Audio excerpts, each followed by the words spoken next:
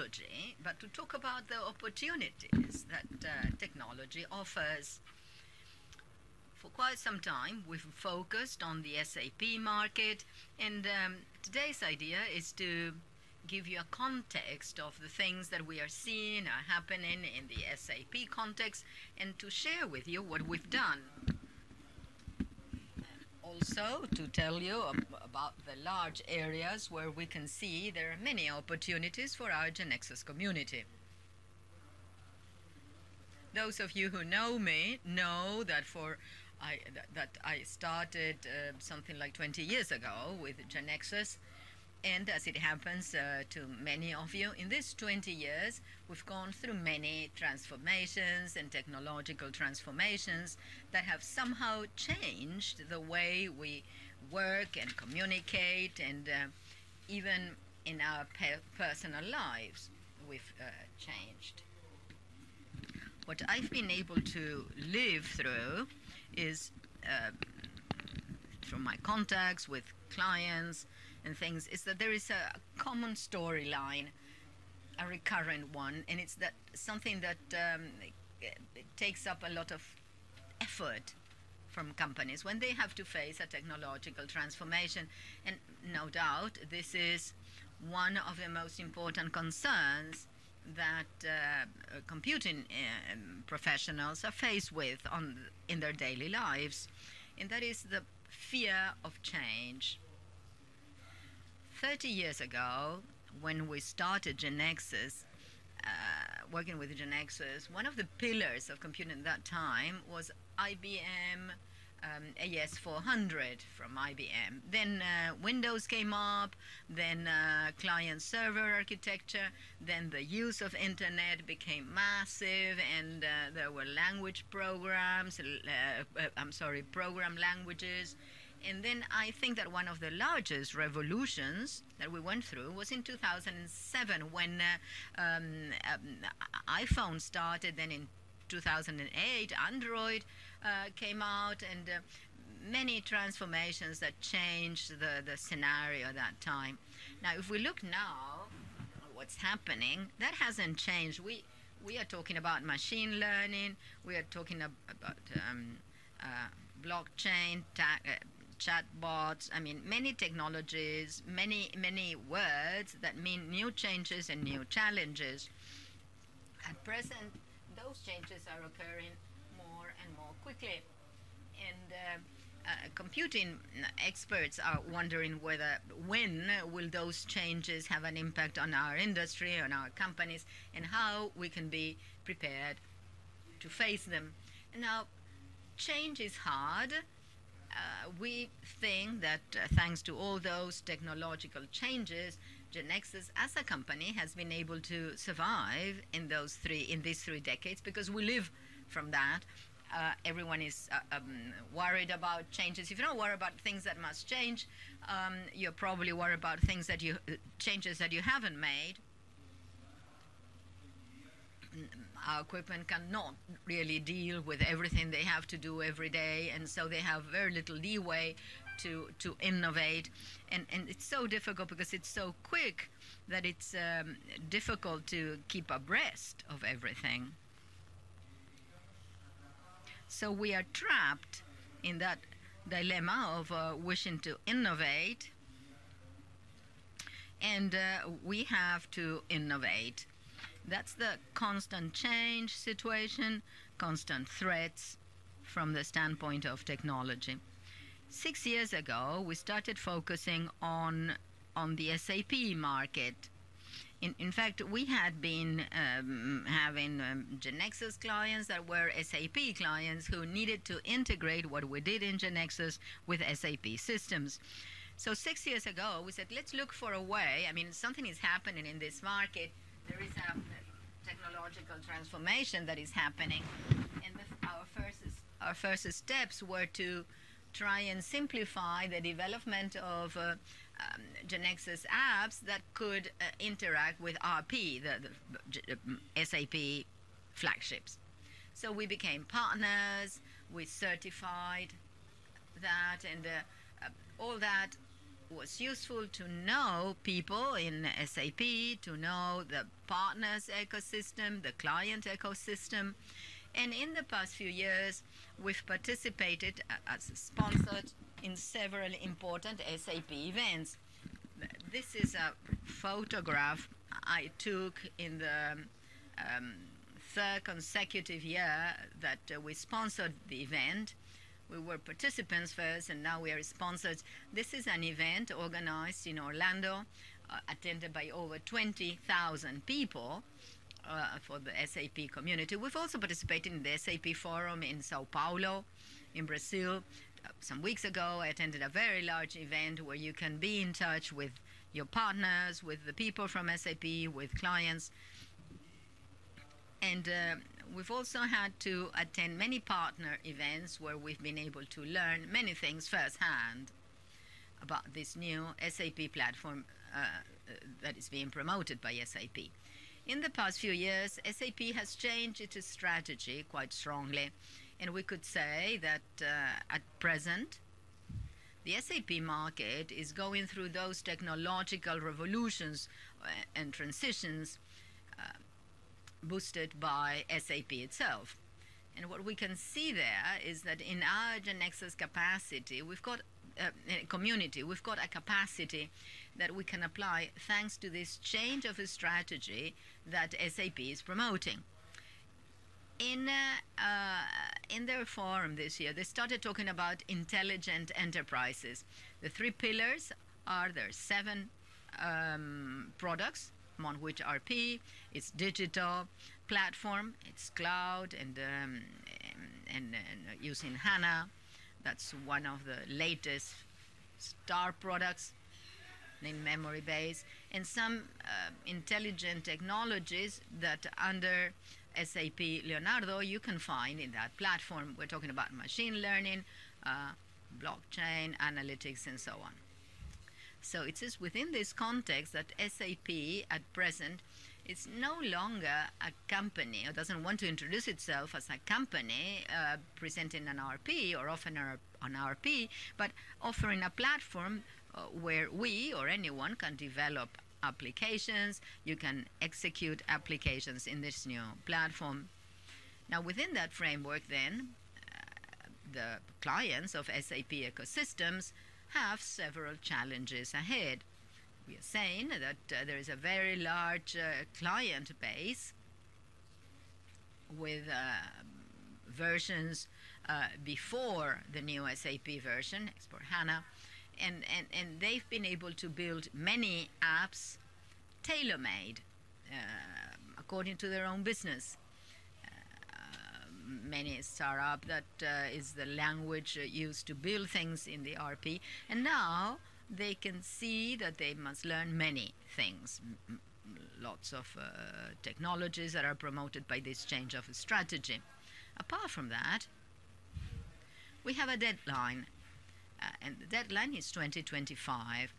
Some time ago, SAP announced that deadline, and they say by year's end, by in late 2025, they would start. They would stop giving support to previous versions to HANA, and that, of course, adds pressure to the client base to adopt the new RP and the new technology. This new platform is the one I was telling you. Is SAP HANA DB. It's a cloud platform. One of the important elements is the HANA database. In the past few years, they added all the intelligent technology components under the name of Leonardo SAP.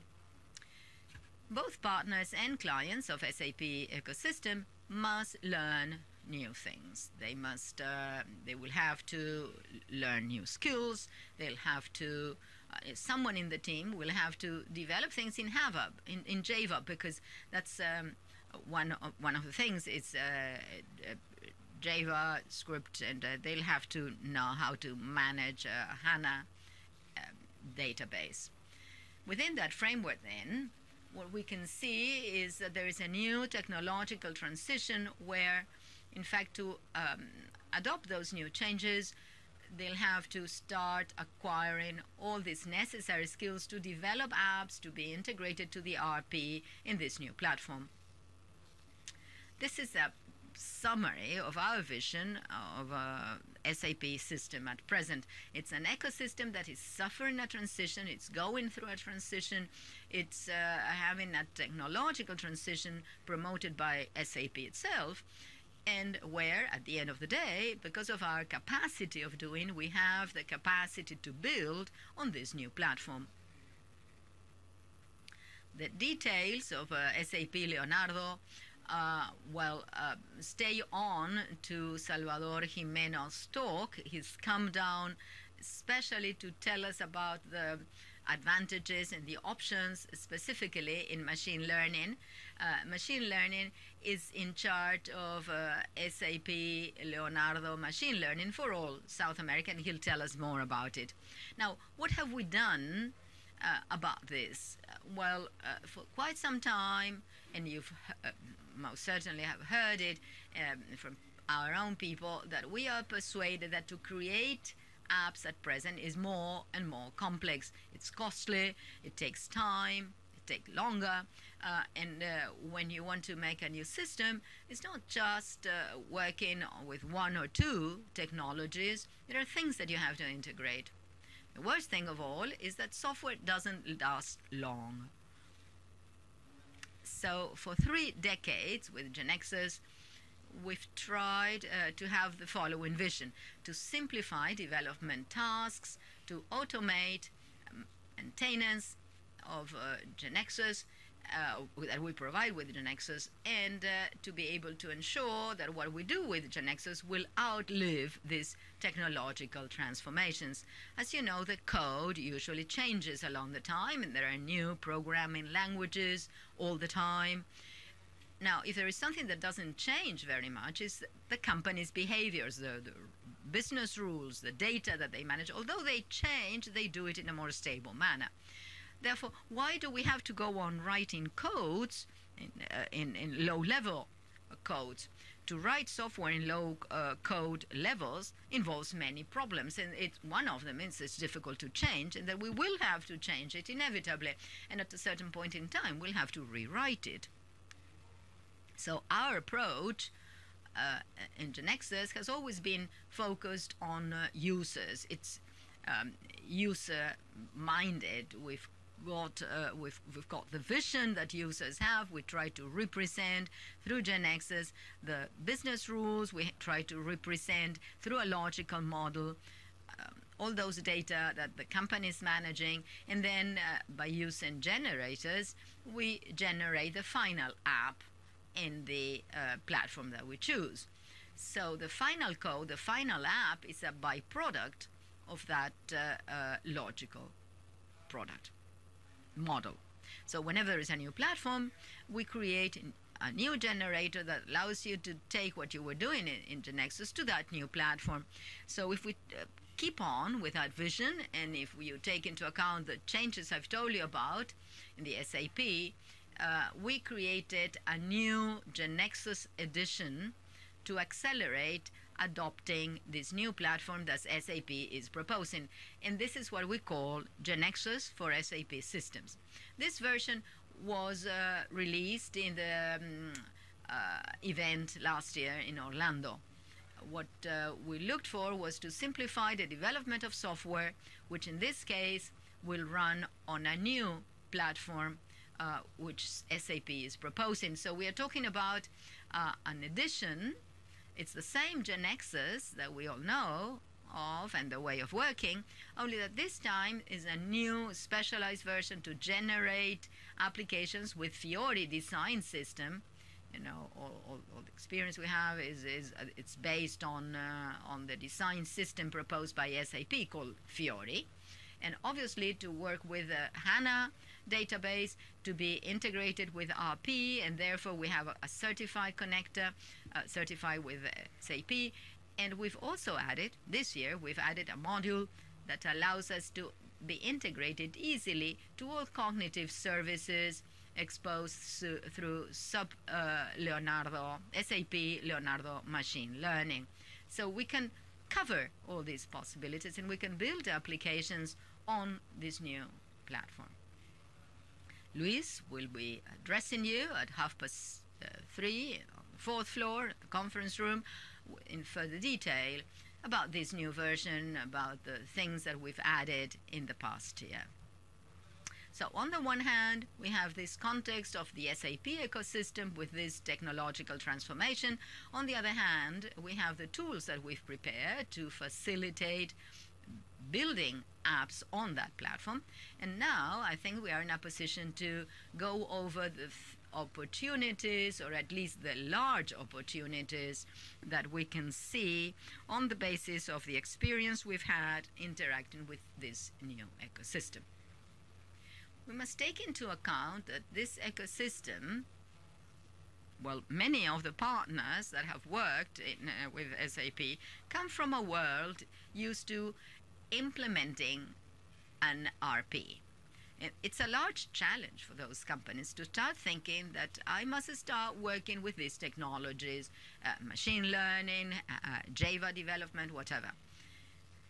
So there is where we can see that our GeneXus community can have an impact on the real needs of doing things, because we have a capacity for doing. And the big important thing is to tailor-made development. Tailor-made development on this platform must take into account that there are many clients which are still in previous versions before SAP HANA, and from now until 2025 have already or will do it soon, will start migrating for the new SAP RP edition. But many things have been done tailor-made. In some way they'll have to rewrite it, or they'll have to redo them. And it's there where we can see an important opportunity to provide our capacity of doing. In turn, all this will have to be integrated to the RP, will have to be integrated to machine learning services, and all that can be done with GeneXus at present. There is no need to have a deep knowledge of all these technologies. As an example of this opportunity, I would like to mention Invensys. Invensys is a partner of ours. Apart from working with GeneXus, they represent SAP here in Uruguay. They have a lot of experience in implementation projects to implement RP, and for a couple of years they've worked quite strongly with us, and they have created their own web factory or team focused on development connected to RP, connected to this new platform, using these new technologies with GeneXus. So I think that they have very clear in mind that the large implementation projects have been modified because of this change of strategy that SAP has made. And at 17:45, there's going to be a panel where, together with other partners from our community, will be telling us firsthand the various things they've been doing in this ecosystem with the tools that we are offering at present. The other large area of opportunity is the question of integrating niche solutions. In our community, we've got many of our houses that have developed solutions for various business needs. They've got the tools right now to integrate it with the RP, or to be able to make those apps run on this SAP platform, run in this cloud region, by regenerating what they've got and with the tools that we are providing them with. There is an example here from another partner of ours that has taken up this opportunity. That's Valkimia. It's a software house from Argentina, working with GeneXus for quite some time now. They have specialized software in logistics and warehouse management. What they've been able to do is a commercial agreement with SAP sales team, Business One, and whenever a Business One salesman is faced with any opportunity, and he or she sees sees that there is an opportunity for Valkymia software, the SAP Business One salesman will sell the Valkymia solution. So apart from the technical integration that Valkymia has achieved, in this case with Business One, what they've been able to do is to envisage that opportunity to leverage their sales force with SAP Salesforce. Therefore, I think that this area of niche solutions, there are many opportunities because we've got many things already done in our community. The third point I wanted to mention here about this opportunity is co-innovation projects. Gisela, in her presentation early this morning, mentioned this initiative of co-innovating with our clients. This is something that SAP is using with as a sales strategy. It's a way to provide all these disruptive technologies to our clients, machine learning and so on, by promoting co-innovation projects. This is where we can see a large quarry of opportunities. Again, machine learning. Again, in SAP, among SAP partners, there are very few people who can do things in relation to these topics. And there, thanks to the facilities we provide by making the use of this technology transparent, we believe there are many opportunities. Particularly today, we are going to have Gerdau talking about the experience we are having with them. Gerdau is a steel company using scrap as its raw material. That raw material gets to Gerdau's plants, someone takes photographs, and it can determine the composition of that scrap. On the basis of that composition, the price is set to be paid to the supplier. Gerdau here in Uruguay and in Argentina have been working together with us, and also with Simplifica, another partner of ours. In all the talks that we've had, we thought about why not applying machine learning, image recognition for something that the human eye is doing. And let's do it more objectively. That is to be able to determine the composition of that scrap through machine learning algorithms. So that's why we are working on this co-innovation project with the machine learning team. So I invite you at the conference room on the 4th floor at 5 o'clock. Gabriel is going to be telling us about everything they are doing around this. So far, this is what I wanted to share with you about the opportunities. We are facing an ecosystem with technological transition that they are going through. We in GeneXus have all these tools to facilitate the development of apps, and we see these large three areas: tailor-made development, development of extensions next to SAP products, and these co-innovation projects, and the integration of niche solutions. But something new that I wanted to share with you before concluding, and that is a new project of co-innovation with SAP itself. And what we're doing here is working with the same team, a certification team for the connector, and basically we're going to have the stamp, the seal of an innovative project, and that is GeneXus for SAP system with all these systems of machine learning. Since we like this way of working a lot, of co-innovating with clients and with SAP, I wanted to invite you to co-innovate with you. At present, we've opened up this co-innovating project.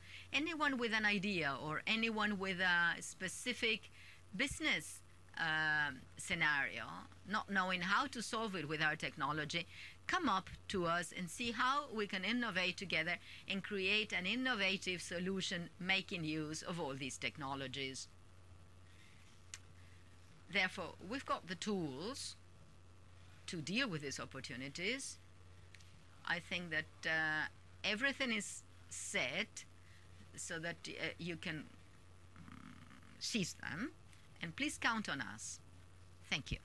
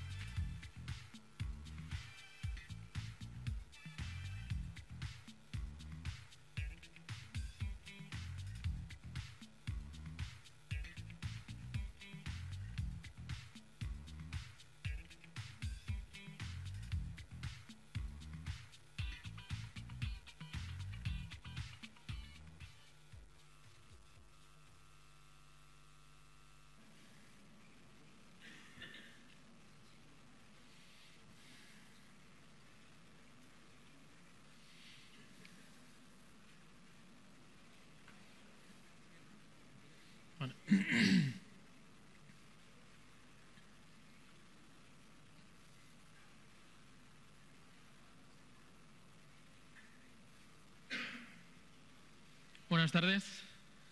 Bienvenidos a todos. Good afternoon and welcome.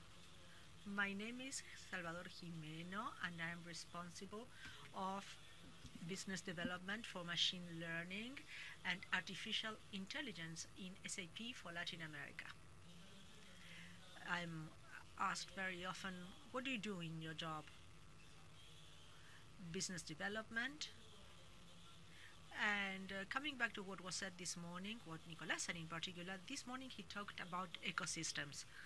So I'll tell you that what I do in my job is to create the conditions in the ecosystem so that the various players start interacting using machine learning and artificial intelligence. On the one hand, we work with our clients to understand their problems and see how through these technologies we can solve them. And we also talk to our partners so that they understand how in some way they can get on top of this platform in order to leverage this whole ecosystem, bringing in the different technological capabilities that you have. As an introduction to SAP, I thought it would be interesting to mention its history, because I don't know whether all of you are familiar with it or not, and I think that's interesting to know where we come from and which way we're going. SAP was born in 1972. 5 engineers got together and they were working at IBM at the time on a project to develop software for enterprises. Then the project was discontinued because the management thought that it was not strategic. So these 5 engineers decided to go out there and open their own company, because they thought that it was going to be a very important idea in the future. In 1973, they launched the first commercial ERP in the world. It was still a very primary version created in mainframe, as you see, but it was the first step. From then on, other versions were produced. Then the R2 came next, and it had a visual environment, but they didn't launch R3 until 1992, and it was called ERP in real time, and it integrated the modules in real time, while until then the integration was being done at the end of the day. So this was the first system that started on an architecture client server and with real integration. And you know what how the story went. SAP became the first ERP in the world, and it's the basis that support the whole SAP organization, or at least until recently. But then SAP understood that technology was changing and they needed to adapt. They started thinking differently, and in 2012 they launched the first platform with memory called SAP HANA. It was launched after 5 years of research, and the leader was Hasso Plattner, who was one of the 5 founders of SAP. He thought that they needed a way of doing things differently, because the databases in their traditional manner had a problem of I/O, and it ended up creating a lot of complexity in the databases, which hindered the process, the software process. So they launched this first platform, which is in memory and also brings together a transactional and analytic system, and an analytic system in the same databases. This had not been done before, combining the OLPP and the OLAP in one databases. And besides, it's a database that has many differentials, like having geospatial engines, predictive engines, an analytic engine, and it allows us, without needing to move the data, bringing in all these capabilities inside one same application. The next step was cloud. SAP identified that the movement was going towards a new way of doing software and having the infrastructure for this software. From then on, they started a new path, and they decided to be the first cloud company in the world. That was their strategy, and there were several steps in the process. They created a cloud platform called SAP Cloud Platform, which was somehow the basis or the support for the rest. And they bought several software companies as servers for some strategic areas like clients, suppliers, traveling, and human resources.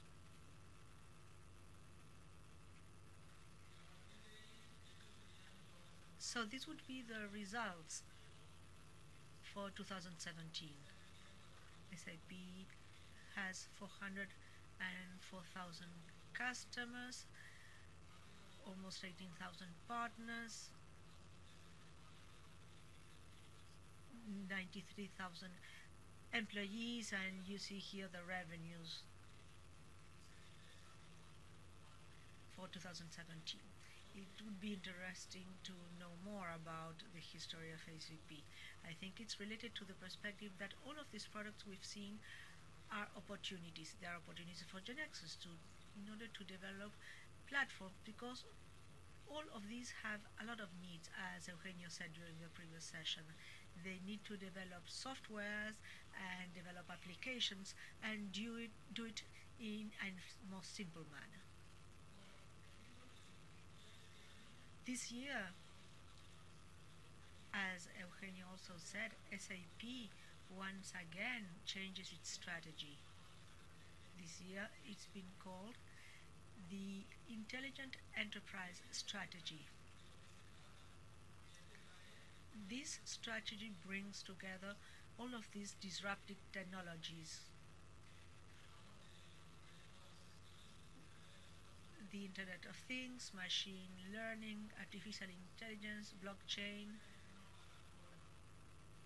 so that the platform consumes them and create applications, but also all these applications should be inside the software, and that's the big differential for SAP.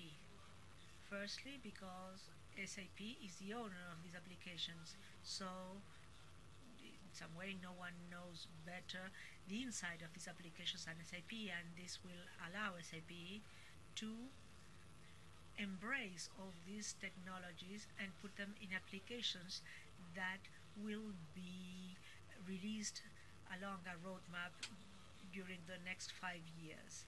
Here we see the pillars of the platforms. And when we talk about intelligent platform, we have to double click SAP Cloud Platform.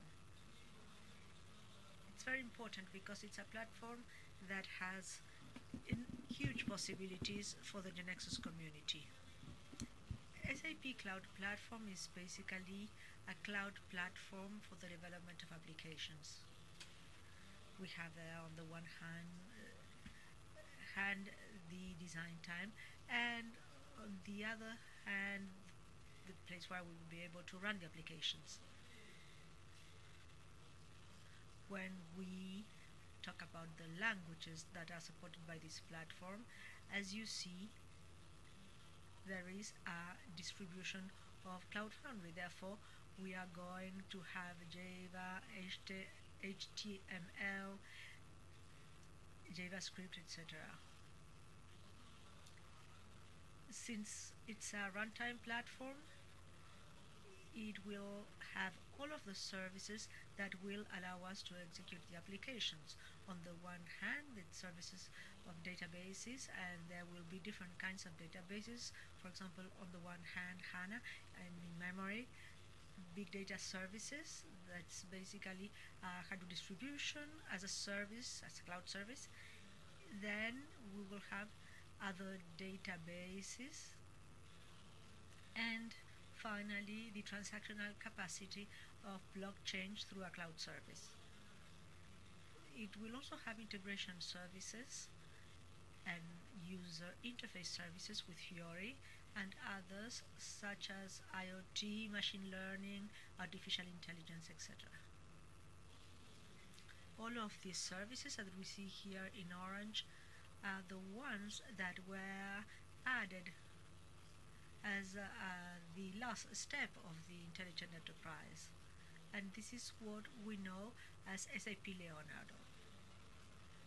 SAP Leonardo are the services within SAP Cloud Platform that correspond to emerging technologies.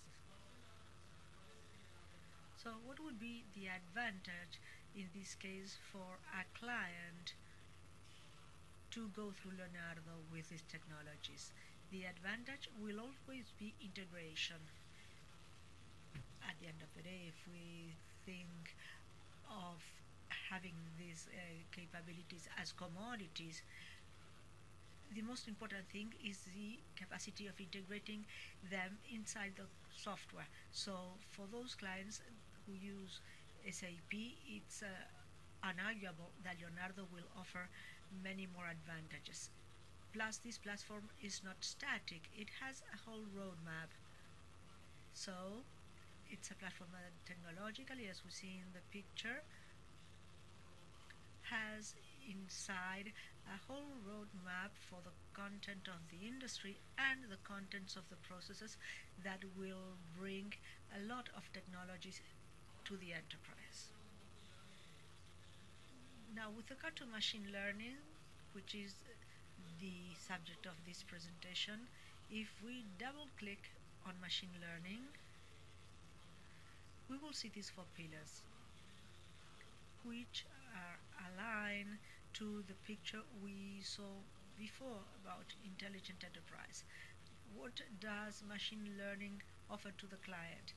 Intelligent services, intelligent applications, which are the machine learning services that are inside the applications as for HANA, Concurso, etc.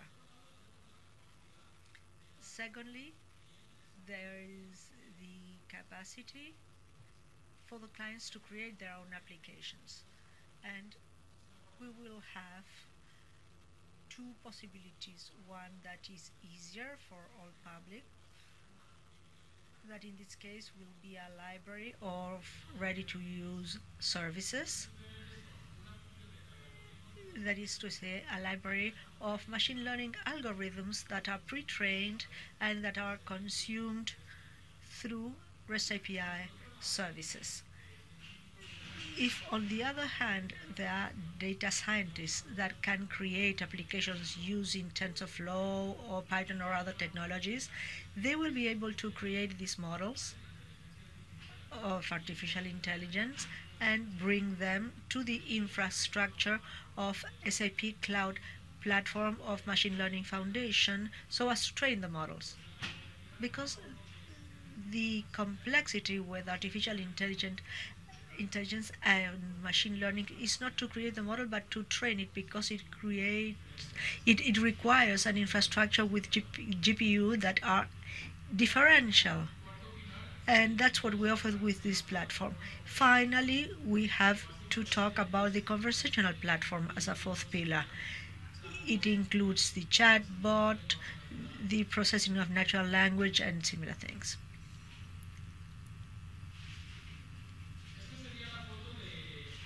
This is a picture of the intelligent enterprise when we double click on it. On the side, we see each one of the systems, which are the ones we saw in the cloud picture. They are all the result of the cloud strategy of SAP. It's all the software as a service systems, human resources, for example, and others for third parties services. Ariba, which is for suppliers, and C4HANA, which is a system for clients, the new CRM, travel services, invoicing, manufacturing, and supply chain, and S4HANA, which is the new ERP version. On the horizontal axis, we see the roadmap of the applications that are going to be released during the coming years. The roadmap is much larger than what we see here. This is just an example, but it helps you to understand the concept of intelligent enterprise. Basically, it's a series of applications and facilities that will be included in these systems. And I brought you an example for you to understand better what this is about. This system or this application is called Service Ticket Intelligence. It's about accelerating service tickets, which are what? Well, it's the classic help desk where we receive tickets from clients or internal tickets from the human resources department or IT, and they can arrive by chat, by chatbot, by email, or through our own web, etc. So it's about making more agile the processing of these tickets. Instead of having one person reading the ticket, understanding what it is and seeing who should receive it, etc., it's the algorithm that does this work. So again, it's artificial intelligence that replaces the person. We put all the historical tickets where we have the message, which will be the problem, and then the response, how they were categorized and what was the response. From then on, a neural network is trained, and it will be the basis of the model, so that when any new ticket arrives, the network will return a category and the appropriate response for this problem. Let me give you an example. This is a classical ticket. We see here the ticket, or in this case the text that the client wrote, and on the right hand side we see the result of the algorithm that tells us the priority of the ticket, the kind of client, that is his category, and the category. Once all this has been identified, it's going to be queued, that will be dispatched to the relevant division. Once it gets there, it's going to be opened by a person, and there this person receives a suggestion. On the left hand side we see the 3 suggestions that the algorithm indicates. The percentage, 90%, 70%, 40%, is the degree of correlation between the question made initially to the response found in the database. As we see, the onboarding part was accelerated, was sped up, but also when a person receives a problem, this person receives a solution at the same time. So the only thing left to do is to read the proposals, and the one deemed more adequate is selected, and the response goes directly to the initial message, the email, that where it can be modified, and finally the message is delivered to the user. This is an example then of a machine learning service that is embedded in the application. Now let us go to the following block: functional service, the ready-to-use services, where we don't need to be a scientist. Any developer can create an application by consuming the machine learning services. We have different kinds of services to deal with different kind of information: images, videos, texts, and speech. When we talk about machine learning and deep learning models, we're always talking about 2 dimensions. The first one is what we call the feature extraction, extracting the features from that information, which can be a text or an image. Once we have the features, the next step is classification. it's what we are going to do through what we call supervised learning. Once we have the features and we have classified the inputs, we are going to create a classification model, and we have different kinds: classification of images, of products, of text, etc. And then we have some which are more specific. For example, extracting the features for facial recognition or for human detection in photos, for objects, etc. These are some examples.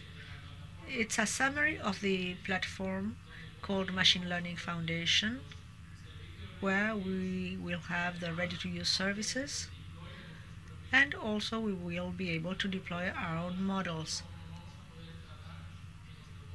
Models that we won't be able to run in our computer. We need an infrastructure with GPO. And then the training, where we'll be able to retrain the services that are ready to use. Those can be retrained, and we can also train our own models.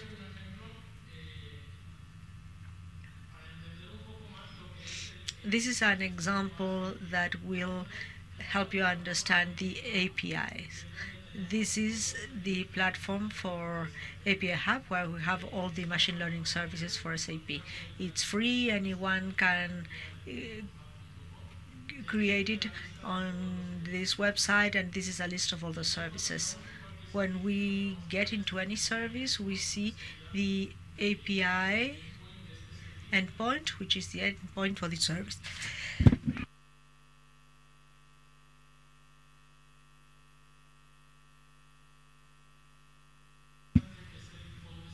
And this is interesting. When we open the code snippet, we can see the code that we have to put in the program for the various programming languages: Java, HTML5, etc. So this is the case of a Java program where I do the copy-paste of the code, and we already have a program that is capable of translating languages using machine learning.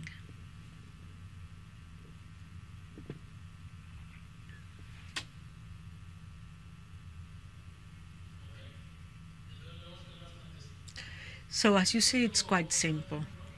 And this is another example. It also uses the face recognition service. And we create here an interface, in this case with Fiori. Any user can establish parameters for the people that have to be recognized, and he can choose the video. As you see, there's a video here which is quite complex because there are many people in the image. But even so, it's possible without any time delay to recognize these people. And we have a percentage of accuracy that appears. Besides recognizing the people, what we have done is that each person that is recognized is recorded in the database,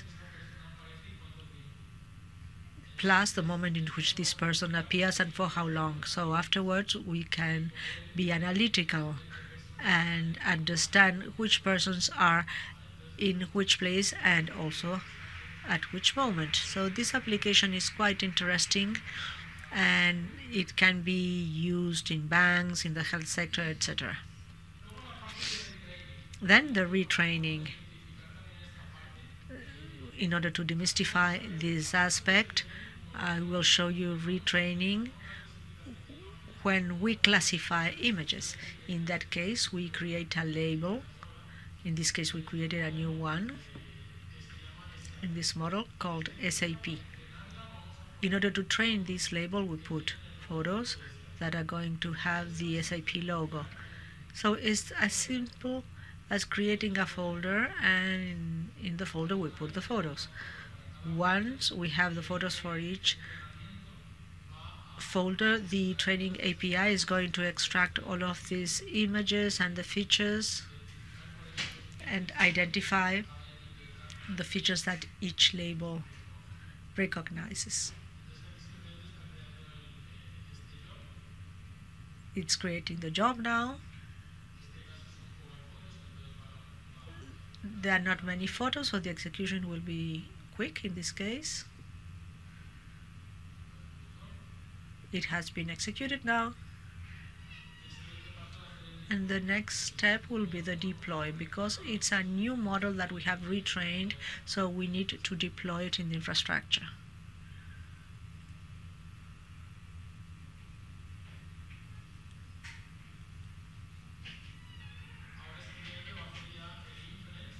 And now it's going to do the test. So we are going to choose an image that's outside the training images, and we see how the identification and the classification in the SAP label are very fast. So we don't need any data scientist to do this work. Anyone can do it. All these things are being developed at the moment with GeneXus. Eugenio's team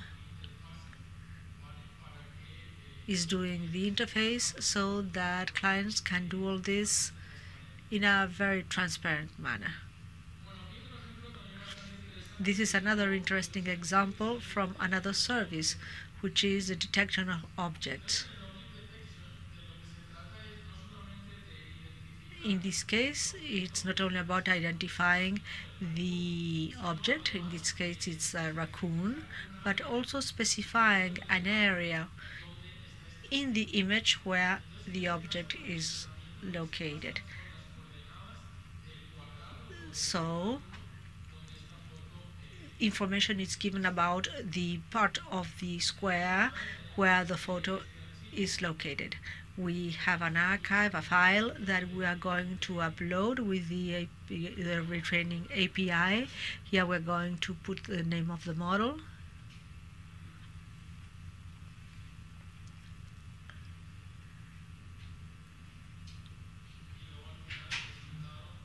And at the end we have the result with inference. We are going to upload a test photo.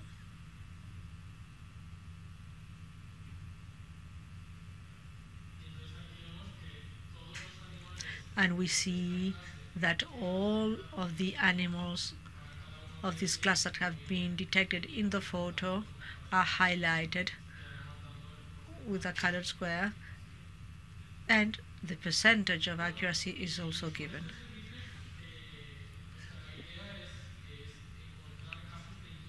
Our idea is to find cases in the industry, because with these services we want to solve our clients' problems. We are working in many industries, in retail, the metal industry, the mining industry, and I brought you some examples. For example, Swarovski, the jewels company.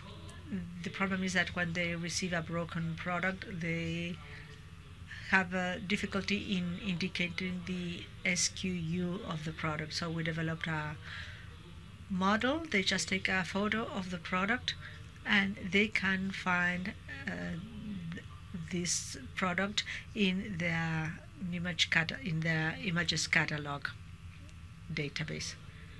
This is an interesting case,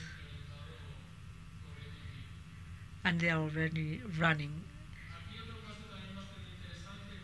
this service. This is a Brazilian mining company. We wanted to make more efficient the process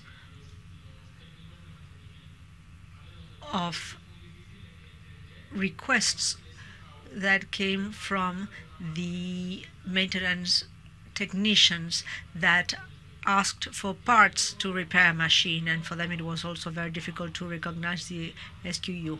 So we decided to analyze photos so that the algorithm would immediately recognize which was the SQU and automatically would generate the purchase order or request. So we created an interface, which is a dashboard which collects the various information, data, all the information required for the maintenance problem, and then the user can upload the photo, and the algorithm then returns the SKU of this part. And the request is completed so that the application makes the integration with the ERP.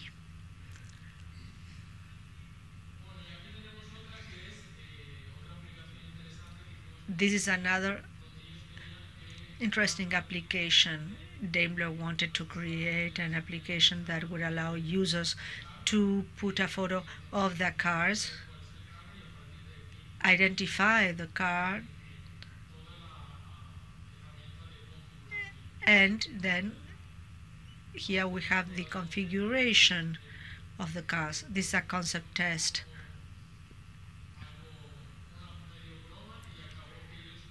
And they started as a kind of joke, but now it's become interesting and useful, and they are expanding the service because they have found it very useful. Finally, with regard to the conversational aspect, SAP entered the market by buying a company called Recast.ai, and it's a chatbot platform that covers everything from construction to connectivity and to analysis. It's a platform that's available in every language, so we can create a chatbot in English, French, Spanish, German, Portuguese, up to less frequent languages such as Hindi, and it has connectivity with the RM systems. So there's integration with other systems like Salesforce and even the SAP system. And this is another interesting opportunity for the GeneXus community due to the three pillars. Firstly, the pillar that will be the creation of the chatbot. These tools offers visual interface in order to create the chatbots, and it's true that very often for the community of developers they may want something harder. So we have here some space to consume all of these APIs and create a different environment for the chatbot. Secondly, integration. SAP at this moment offers 4 integrations with ERM systems, but there are many more that don't have integration yet, like out of the box. Anything can be done, but here too GeneXus could act in order to implement all these connections. And finally, it offers connections to all of the channels, Messenger, Skype, WeChat, etc. But there are still some channels where we don't have or have not created connectivity yet. It can be done, but SAP has not done it yet. For example, WhatsApp. So again, there's a window of opportunity that is quite interesting for the community. And with regard to some examples of uses we are doing, it's not about guiding clients. We can also use the chatbot for internal clients such as human resources or IT, because there are many questions that can be replied through the chatbot. And finally, the chatbot can be used as a commercial assistant, especially for e-commerce platforms. When the client enters a platform, and many often it is difficult to understand the product. We spend 1 hour and we still don't understand the difference between a product and the next. So once again, the chatbot is a useful tool to help these clients and guide them in a more interactive manner towards the product that is better adapted to their needs. So, to sum up, let me show you some pictures of the new opportunities, the work we are doing with partners, GeneXus among them. But there are many partners that are getting on this platform because they understand that it's relevant and that it opens the way to many clients throughout the world. I invite, therefore, the whole community, and I hope that this presentation has been interesting for you. These are some links, there are various courses, and access to these platforms is free of charge, so you can create your own users and start building the chatbots or playing with these machine learning services. And with this, I wish you a very good week. Thank you.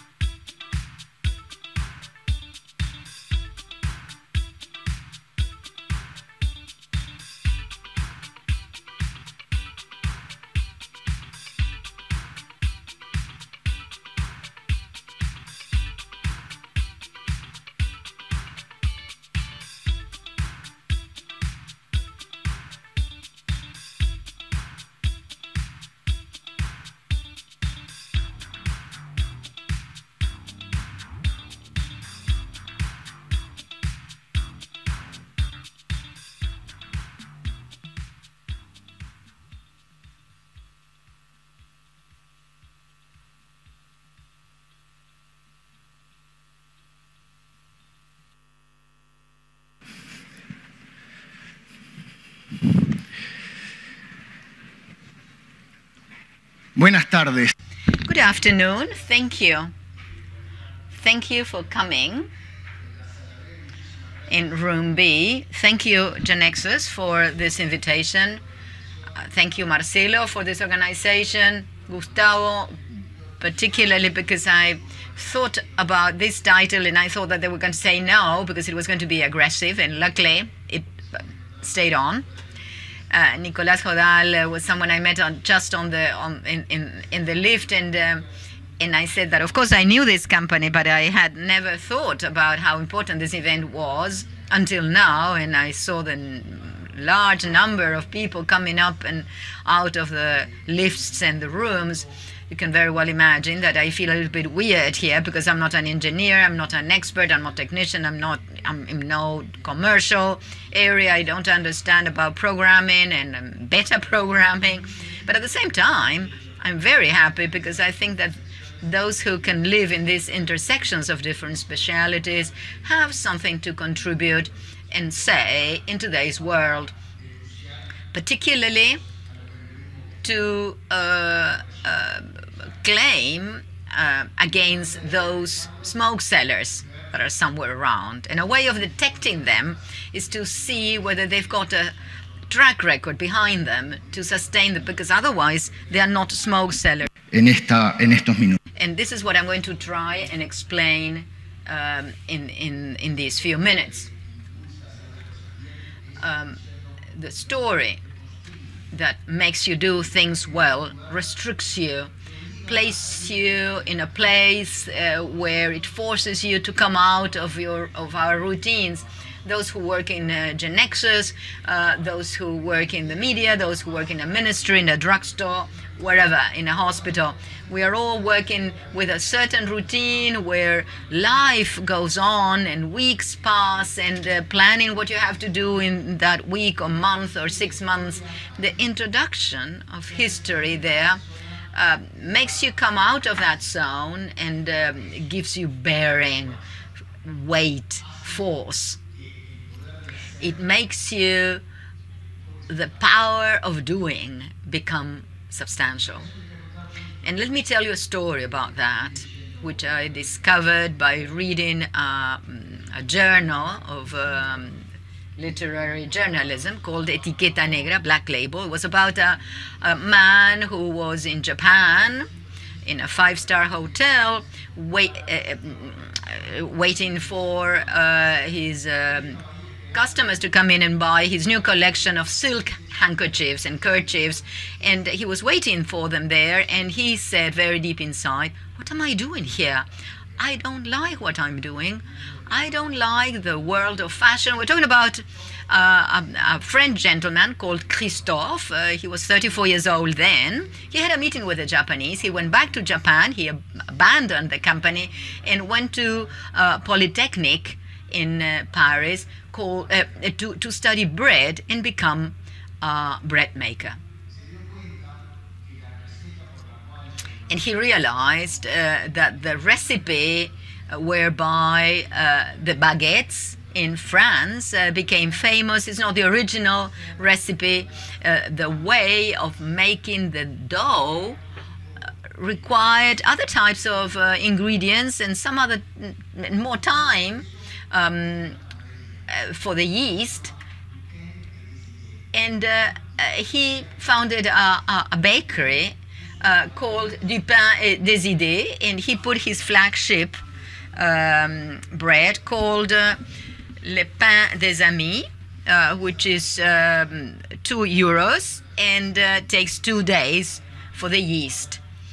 As you know, there is an annual baguette festival in Paris, and if you win, you will be the bread provider to the Élysée Palace, to the presidential palace. The first thing they take into account is the aspect. The second one is the cortex, the crumbs and the holes inside.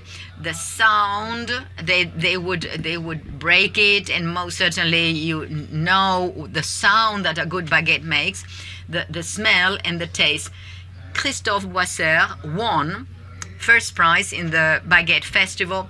He his bakery is within 44 bakeries in Paris, not using any frozen product.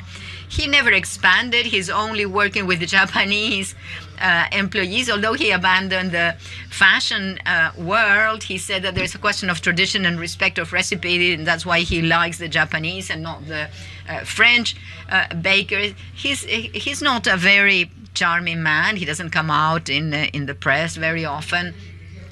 But this is the first story I wanted to share with you. First of all, because he makes bread. He makes bread. He's not making... No, he makes bread. And he talks about the black legend that it fattens you and it's cancer, but it's got phosphorus and good magnesium. You know, as everything in life, if you use it within a certain framework, it's not only doing you nothing wrong, but it's delicious. And there's a whole world around that, which is so simple, that is bread. And Christophe entered that world. Why doesn't he sell smoke? Well, because he entered the world, and there is a very moving part of his story.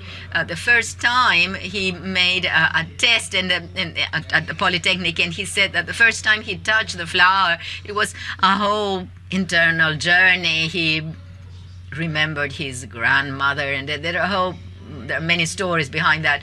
And it's not that he opened up a baker's because I'm French and I want to make baguettes. No, I mean, he wasted time in order to save time later on. And that's one of the most important things. You don't have to hurry up in life, because many times those who get there first are the ones that go more slowly, because they go around the story.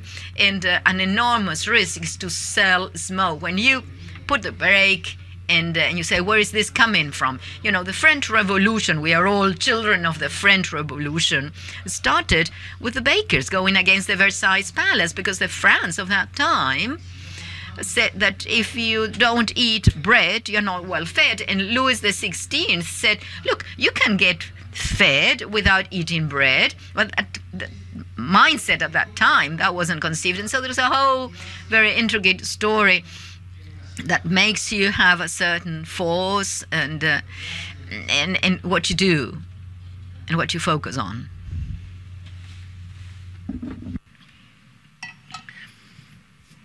Hacemos pan. We make bread, and we've been making bread for 3,500 years, as you may know.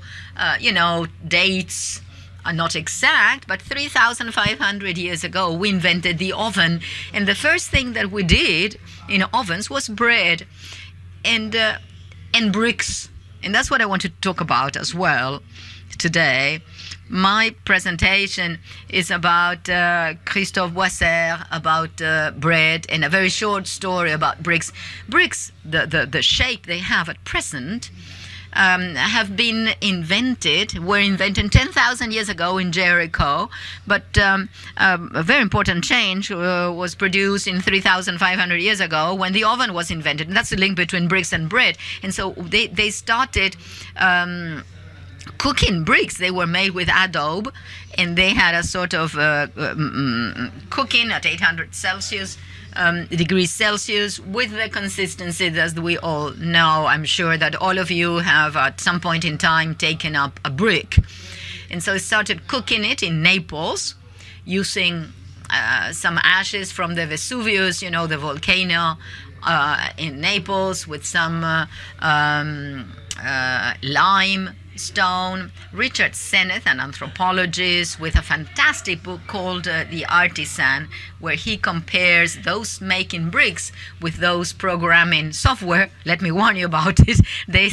He says it's the same thing, and I want to wink an eye and tell you why. Well, he says that the Roman Empire is the empire of brick. It invented the half-point arch. When you've seen the aqueducts, as Rome was building its empire, it was carrying along bricks. It would make the roads. It would bricks would make the aqueducts. He means the sewage, the cisterns.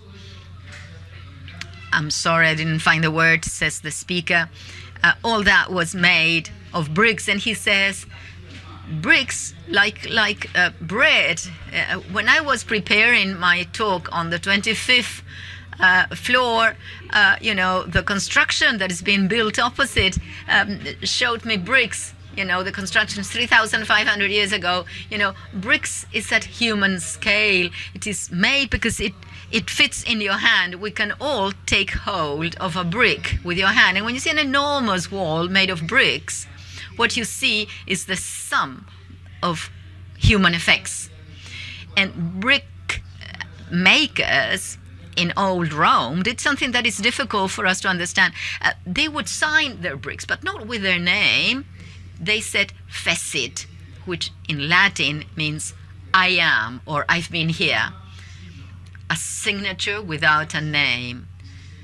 Sennett says that there is something similar that programmers do. They make software, and those who don't know it don't even find out about it, but we use it. In the same way, bricklayers are holding the spaces where we live, and they would sign it with this very particular thing, which is just to leave a sign, just to leave trace of you by saying, I've been here. And why am I telling you this about bricks? Because we, and when I say we, I mean those of us who are Uruguayans, because here in the room there are people from abroad. We have Eladio Dieste. Eladio Dieste is an engineer that we study about, in the School of Architectures all over the world, intersection, the spaces are clear. He's an engineer. There's a new construction system, a new way of looking where the light came in. He took the brick and he innovated the vaults by Dieste, and I have here dotted down the names of the countries where he's architecture buildings are in New York, Bogota, Sao Paulo, Buenos Aires, London, Munich, Miami, Edinburgh, Sevilla, and Massachusetts. In all these cities, there are people who are studying Dieste's works. And what did he do? Well, he took up bricks, and he said he took up an ancestral material in a country where there was manpower who knew how to work with bricks to project an innovation. An innovation that for Eladio Dieste was held by tradition. Smoke sellers don't have history because they don't know what tradition is all about. They think that their generation invented everything and has all the answers, and they don't know how to go into this storyline. Someone like Eladio Dieste, like Christophe Bessoff, like those who realize that we are supported by generations before us who give us the legacy of a tradition that we have to innovate. What Dieste did was new, but he did it with bricks, which are 10,000 years old. 10,000 years old. I'm repeating this because in this type of activities, and those of ours in the media, can see how these things are accelerated. 10 years ago seemed to us very surprising. You listen to the noise of the first internet. It's prehistory, but it's incredible what's happening, everything that is projected. But it's also incredible to see how this time there is still bread and there are still bricks, because we are there. We are in those stories, and we are in those storylines, in those plots. And he said tradition is the springboard to innovate, referring to engineering, in architecture, or in everything. A very large advantage of going into these historical plots is this question that restricts, look, everything you have to read and study, and at the same time it's the springboard for someone who's going to do new things. There is no Einstein without Newton. There is no Piazzolla without Gardel. There is no Gaudí without classic architecture. I'm not defending tradition here. Let's innovate. Let's do everything new. This is the large opportunity of doing whatever we want with artificial intelligence. But history is the springboard. Without a springboard, we are running the risk of selling smoke. Now, the third lesson that history teaches us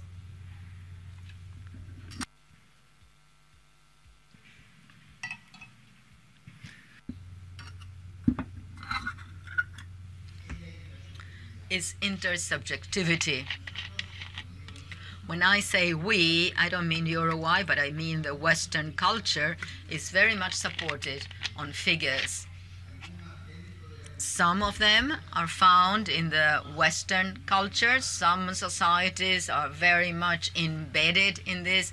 I don't know if you have friends from Argentina here in the room, but Argentinians are many are, very traditional. They think that everything depended on Peru, or everything depends on Messi, or humor it depends on Olmedo. It's God and all their God and all the rest. We are around him. We're not like that. But as the Western world, we have these central figures, Christoph, Eladio Dieste. But what history teaches you is the framework of people around process. Of course, there are outstanding people. There is no GeneXus without Brogan or Nicolas, but there is no GeneXus without a team. I'm not saying this because I'm here. This can be applied to the functioning of any organization. And it is in that functioning, when there is not only one but many, once again, what we teach you is the stories. What we need is the stories. I don't know if you know how your parents met, but without their meeting, you wouldn't be here. And sometimes they met because of very surprising facts. You didn't go to that event, but you did because a friend of yours came to pick you up, and that's where you met my mother. And I'm here because, and that's history. And it's a history that makes you go back. And because we are a land of immigrants, why is it that they came by ship? And what did they do? And what were they doing there? And why were they obsessed by money when they came here? And why were they so pressed that I had to have a university student and I had a baker so that you could become an engineer? And that's history. And that is also a way where you stop. I was discussing this with Alvaro, who's around here. We were classmates at the university, and we're at a turning point where most certainly our children and most certainly our grandchildren, university is going to be something completely different from what we know. Courses, in the way we know them, are being changed, and the people who are doing interesting things are doing things that apply to 8 or 9 or classical courses. I studied medicine, a little bit of chemistry and engineering, and it's clear that the university, in that sense, is changing and will continue changing. But it's also true that all those who do something and get something are successful, and with this intersubjectivity, stopped. And the university is precisely, historically, that place. It's the place where you put the brake, where you stop, where you think, where you interconnect, where you have these layers of history. And at the same time, people meet one another, they become in love, interpersonal stories are woven. We don't know how we're going to come out of that. There are going to be credits that are intercrossed with subjects that you can do in different universities, as they used to be. Philosophy and engineering were separate or are separate, like medicine and computing. It's clear. It's already there, even though the university is lagging behind a little bit. But it's also clear that we have to put a brake, that we haven't invented everything, that we have this impulse of intersubjective stories, of materials that have been there for millennia, because we go on eating bread. Those of us who had lunch, we didn't want to get fat, and we ate a little bit, but the bread was there, and the bricks are there, and it's true that we are changing, and there are new ways of building, and there are new ways of baking those bricks, but they are there. That's it. That's what I wanted to convey to you, to convey that message and share it with you, because what we need the most, not to sell smoke, is to dive in all these stories that each one of you has. Thank you.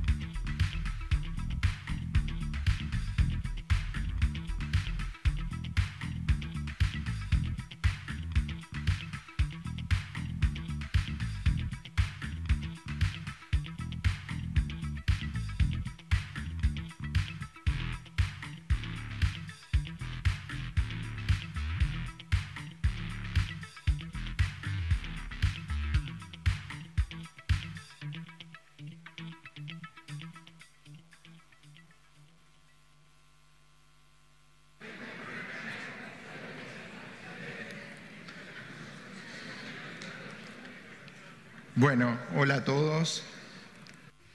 Hello, everyone. My name is Jose Castornik, and I'm the Executive Director of AGESIC, and I ate a lot of bread, if you were present during the previous presentation. I'm going to talk about the construction of digital nations. Could you please close the door? It's too noisy outside. The construction of digital nations should first start with the definition of digital nations. And taking the country of reference, Estonia, well, in Estonia they say everything is digital except for marriage and divorce, because we want to see the face of those who get married and those who divorce. In the logic of a digital nation, there is a word which is everything, 100%, that everything is digital.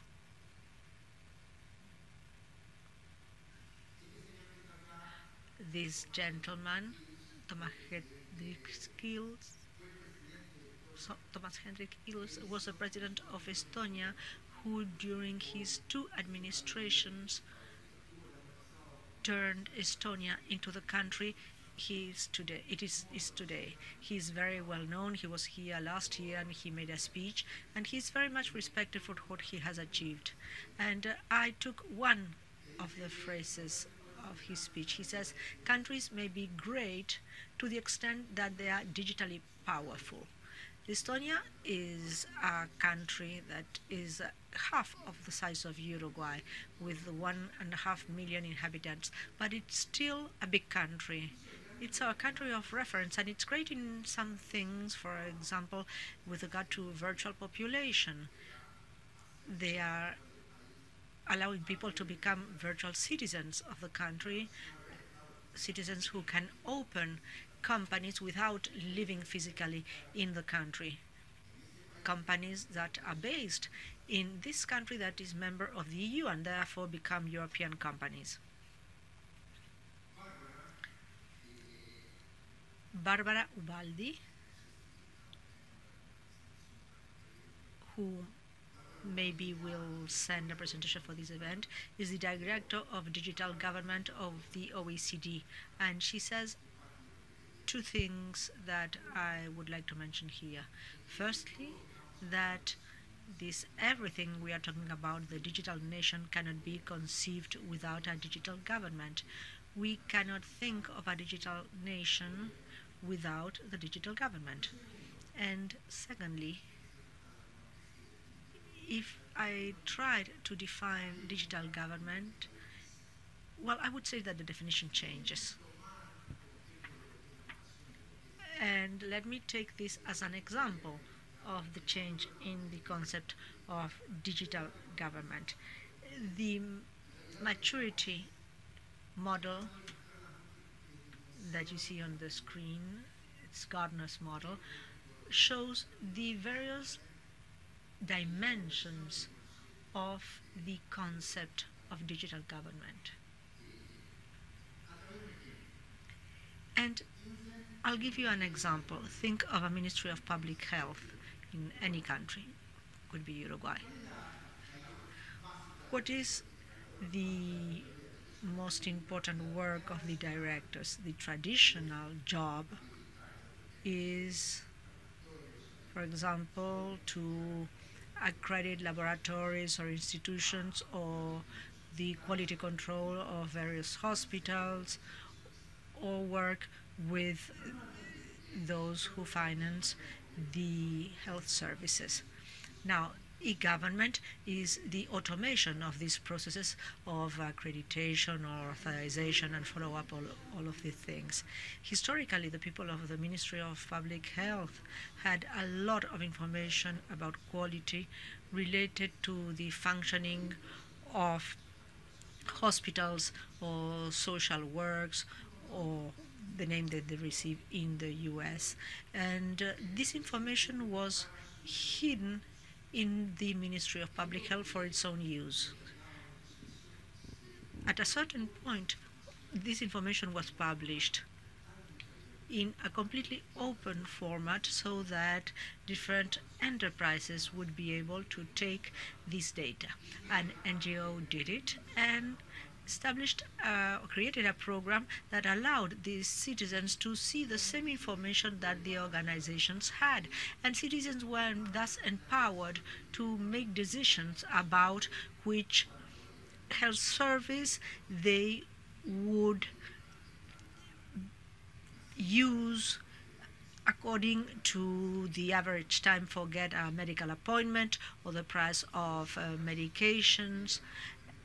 And 2 years ago, in the open government event, this NGO won the World Prize as the best application and use of open data in a government. So there is a logic of openness, getting out of the silo and starting to work together. And then, at the end of the spectrum, you have another example, smart government. There is a lot of information, the one that the Ministry of Public Health has, for example, that can be put together with the one extracted from social networks for an analysis that may be intelligent and productive, and it can get to the big data. And the Ministry of Public Health of Sao Paulo in Brazil did exactly that in order to fight Zika when there was an outbreak of this disease, and the information was coming from the social networks. So the logic of the digital governments comes from the traditional use of IT in a ministry, such as the Ministry of Public Health, to the management of data in a context of open data, to intelligent management of information using big data and artificial intelligence. And in between, there will be many steps or many different cases, as you see on the screen. This is the first thing I wanted to show you. The second thing is the ecosystem, which Nicolas already mentioned this morning.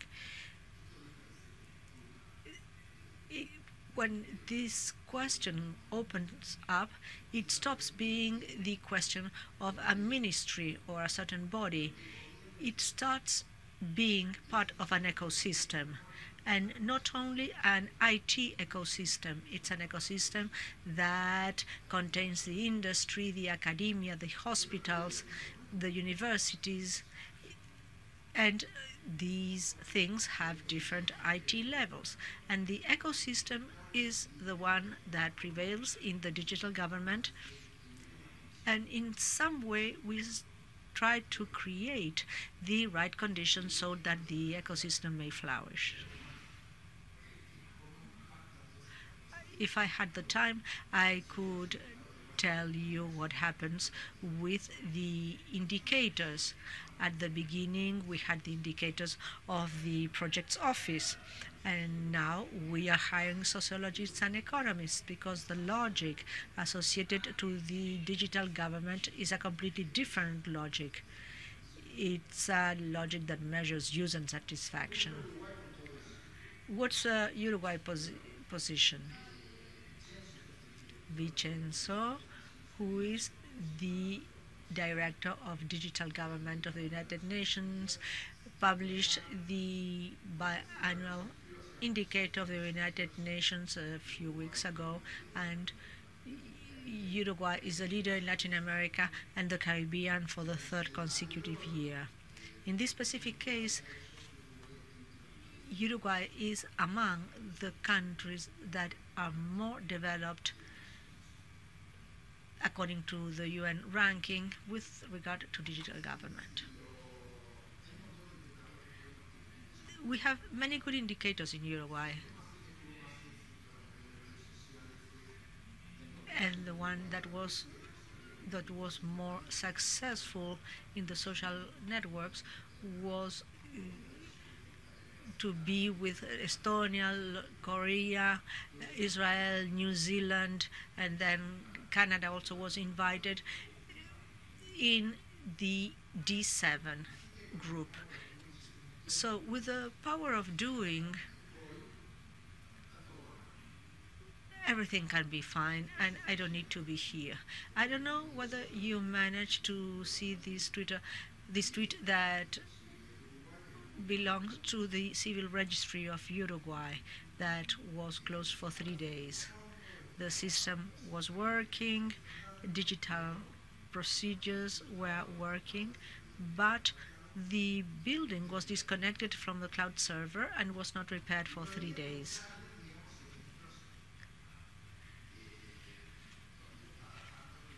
It says third day without IT system. And I could tell you about other examples. People tell me about things that are not working. And of course, not everything is doing fine. There are many things that are still work in progress. The power of doing does not mean that everything is done. On the contrary, it's a challenge, and there are many things to do. And all this introduction brings me to the challenge and the opportunities we all have vis-a-vis this new challenge. The first challenge is completeness. For example,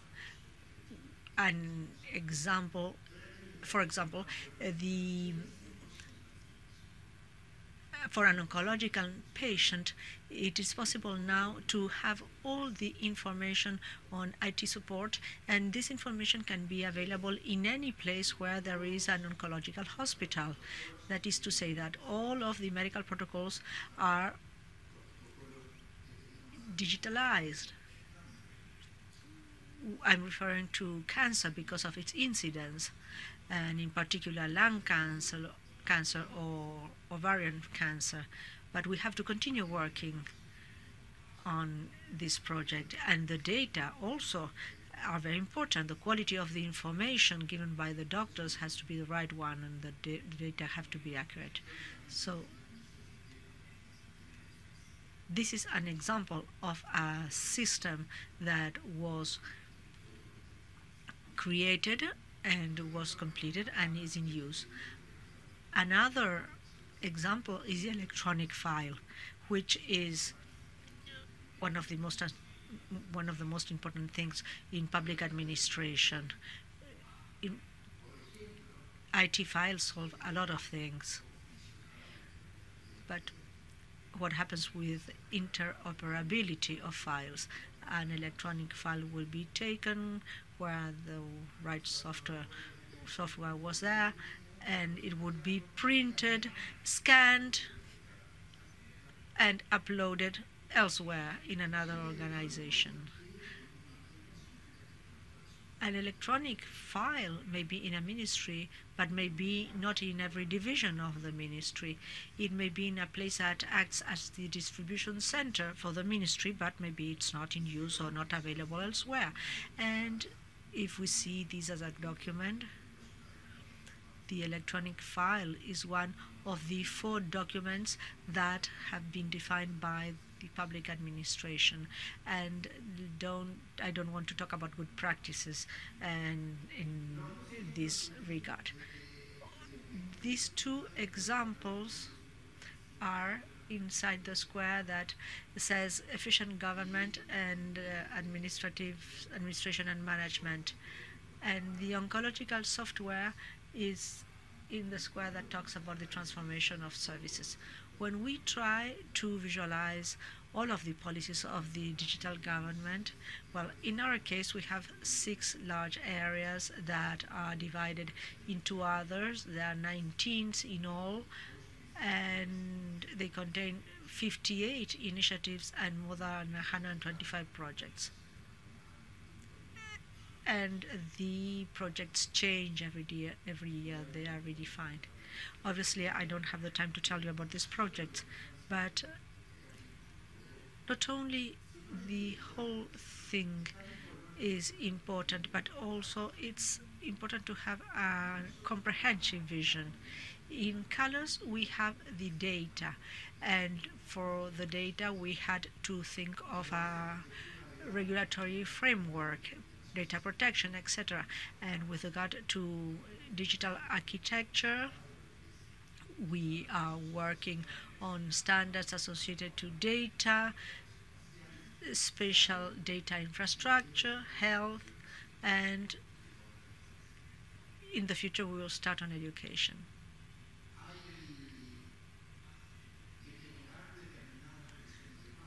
It is necessary to establish certain basic conditions.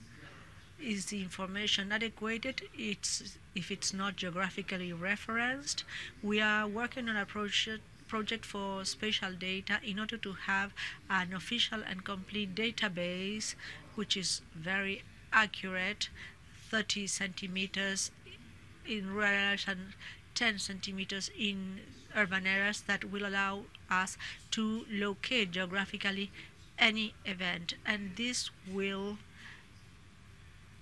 help us when we're working with big data, but we should have an holistic and a comprehensive vision in every case. Then sustainability. The example I gave you about the civil registry falls within this sustainability. We need sustainability within the ecosystem, and this is something difficult to achieve in the public sector. But I'll give you two examples to talk about evolution. Firstly, digital identity. The backbone of the digital government is a digital identity. A few weeks ago, we had an event with the Brazilian candidates to presidency in order to present the concept of digital identity. In the government, the public sector, we need to regulate so that things have a legal value, unlike the private sector. So we have to regulate the basic infrastructure. We created a regulatory authority, and we continue. We created certification authorities. Now we have 3. Habitat, the national identification body, and the postal service. And these authorities can produce the certification. And now we have changed also the logic of signatures. It's not only signature, it's also authentication and identity. We are working on an ecosystem that allows for different levels of security associated to the identification of the person. And we have a single sign-on. And finally, we are trying to achieve recognition between countries. We are making tests with Finland and Spain and Brazil so as to achieve it as soon as possible. We want to close the concept of ecosystem with these different levels of access. We are working around vertical axis, and the first provider will have a signature and an authentication in the cloud.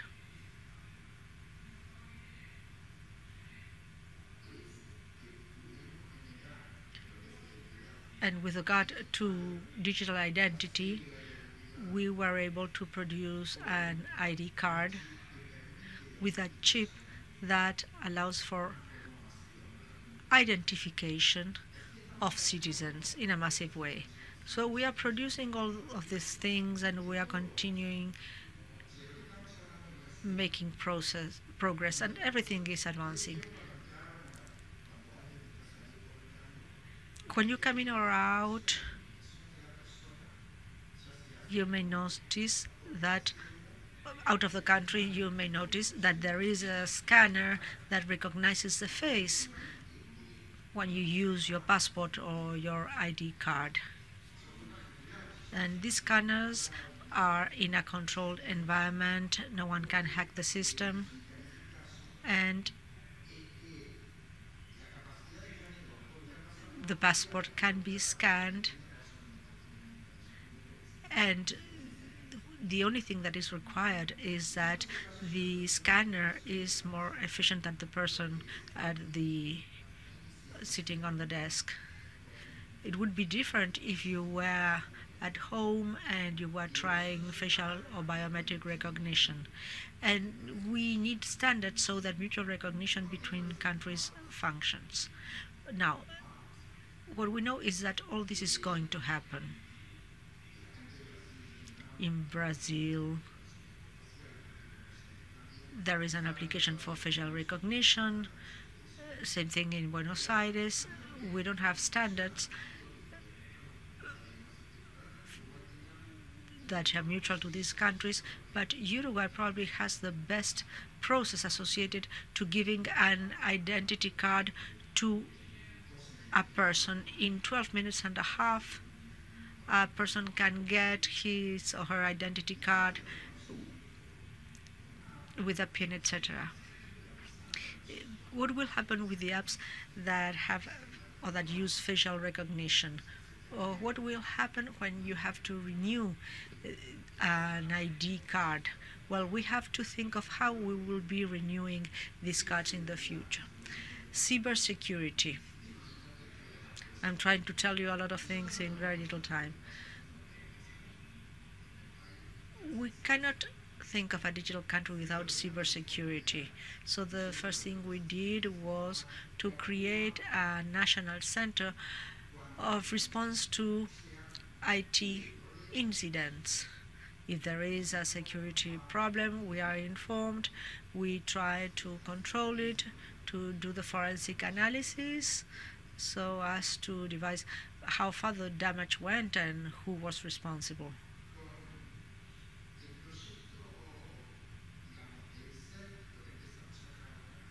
We started working then in vertical response centers, health sector, financial sector, banking sector, and with the Ceibal project, we signed one for the education sector. We have one with the Ministry of Defense. We have people who are specialized in the analysis of cybersecurity. At the Ministry of Defense, for example, we analyze what would happen if a radar was hacked.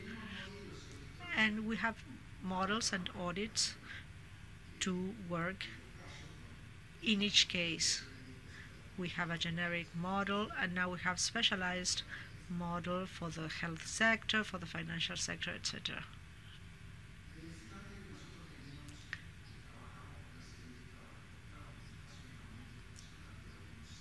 I was saying that we work on incidents that have been reported, and I'm talking about some hundreds of incidents. But now we are working on a tool that will allow us to detect intrusion before the incident happens. So we went from some 100 data to millions of data. We have artificial intelligence tools that allow us to work on this from the security center. It's called SOC, and it is operated jointly with the industry. The enterprises specialized on cybersecurity, and also with those who are in charge of cybersecurity in various sectors, in the banks, in the health sector, etc., so as to bring them in and build an ecosystem that may feed back on our work. Nowadays, we also have an operation with the IDB, and we intend to create with the Inter-American Development Bank an analysis laboratory that will analyze trends and will give us intelligent tools so as to investigate behavior patterns. So the second challenge was the continuity of the evolution. And the third challenge is innovation. The context changes every day, and we have to break our paradigms.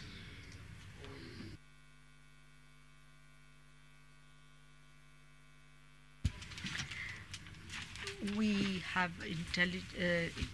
artificial intelligence without which we may not exist. And think about the blockchain. The government's activity is an activity of recording mostly. We handle registries, and if we have a technology that will allow us to manage the information with enhanced security and deploy it better, well, this is part of the ABC of the work that we do at the government. But we also need to understand that there are trends and fashions.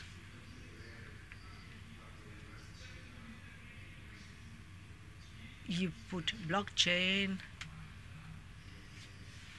in the title of a presentation and you fill up the room.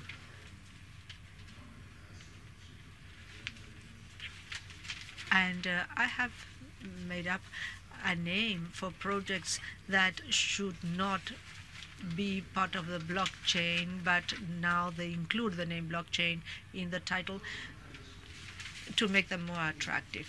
So in this regard, 2 comments. When you make a project, you make a project. It's not a hackathon. I did something, me too, etc. You have to understand it, you have to enrich it, and we have to understand it in your own context, in the context in which it's being used. With regard to robotics, for example, or the automation capacity thanks to robotics or artificial intelligence,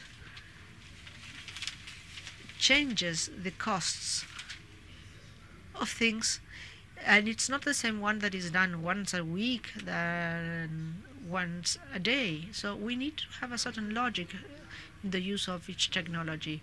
And also we have to understand that sometimes we have to wait until standards are approved.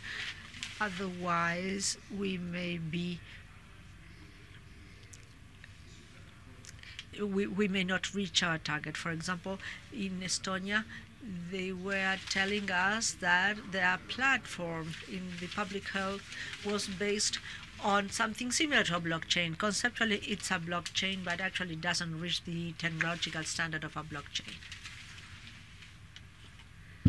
De modo que hay 3 cosas para cerrar que quería decir. Una nación digital, So finally, in building a digital nation, when we talk about 100%, we have to know that this is a target that has not been reached because the number of proceedings per year will increase and the workload will increase too. The second aspect is that this is not just a question of the government. It's something that pertains to the ecosystem. For the government, it's difficult to innovate in general. But today, when we speak about digital government,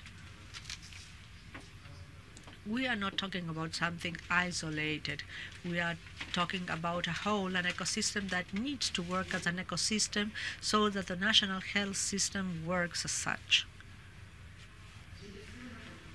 And finally, there is an opportunity so that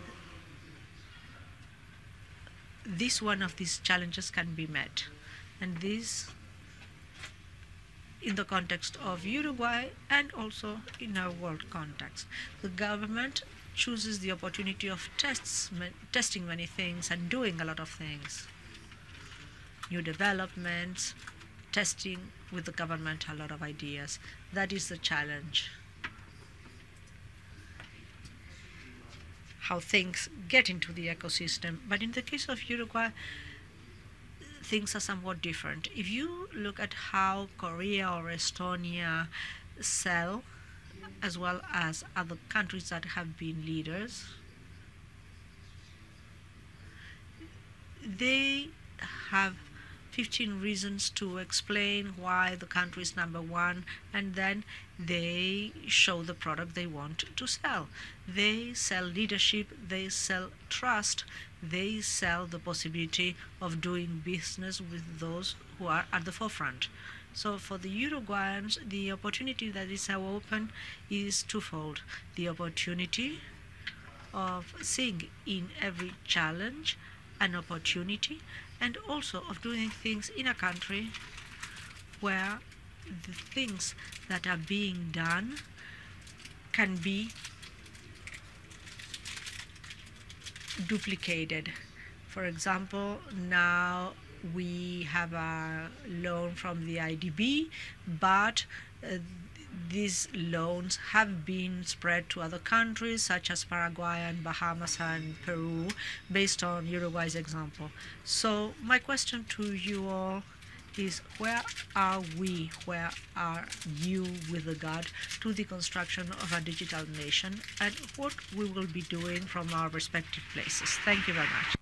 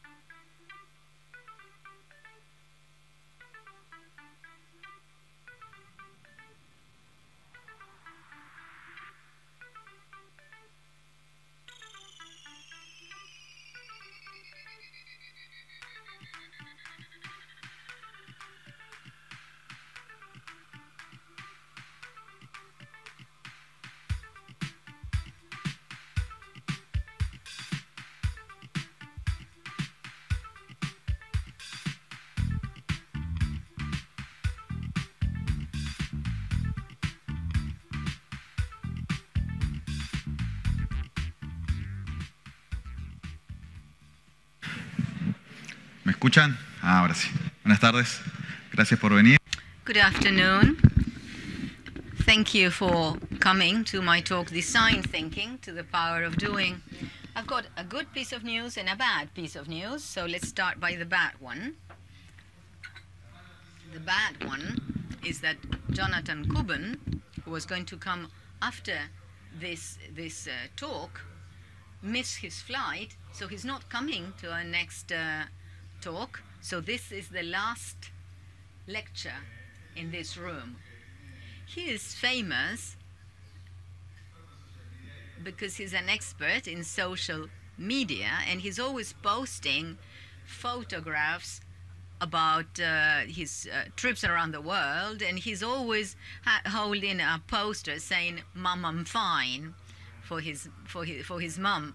Imelda, he's fine, we can tell him. He's on his way, and he'll come tomorrow. So it's going to be at 6:30 tomorrow. So you can listen to his talk tomorrow at 6:30. So let's start with mine. From design thinking to the power of doing. Before telling you what design thinking is, and to make this crazy association of ideas to get where I want to get, let me tell you about design thinking. You are in a very complex world. You're working for customers, for clients that have to solve complex things. Everything that involves facing complex things can't be done easily. For many years, I've been doing design thinking, and I think it's a very good way to get closer to solving complex problems. To start, then, I would like to share this idea with you, this sentence with you. An idea is a network, and so at the end of my talk, we can go back to it. This is a sentence that will allow us to wrap up as well. So this is the amusing part where I can share with you the madness inside me. I'm going to share with you 3 things I really like. The first one is chaos. We are used to looking at chaos in a negative or bad way. Those of you who are in creative environments know that chaos and association of ideas is good, but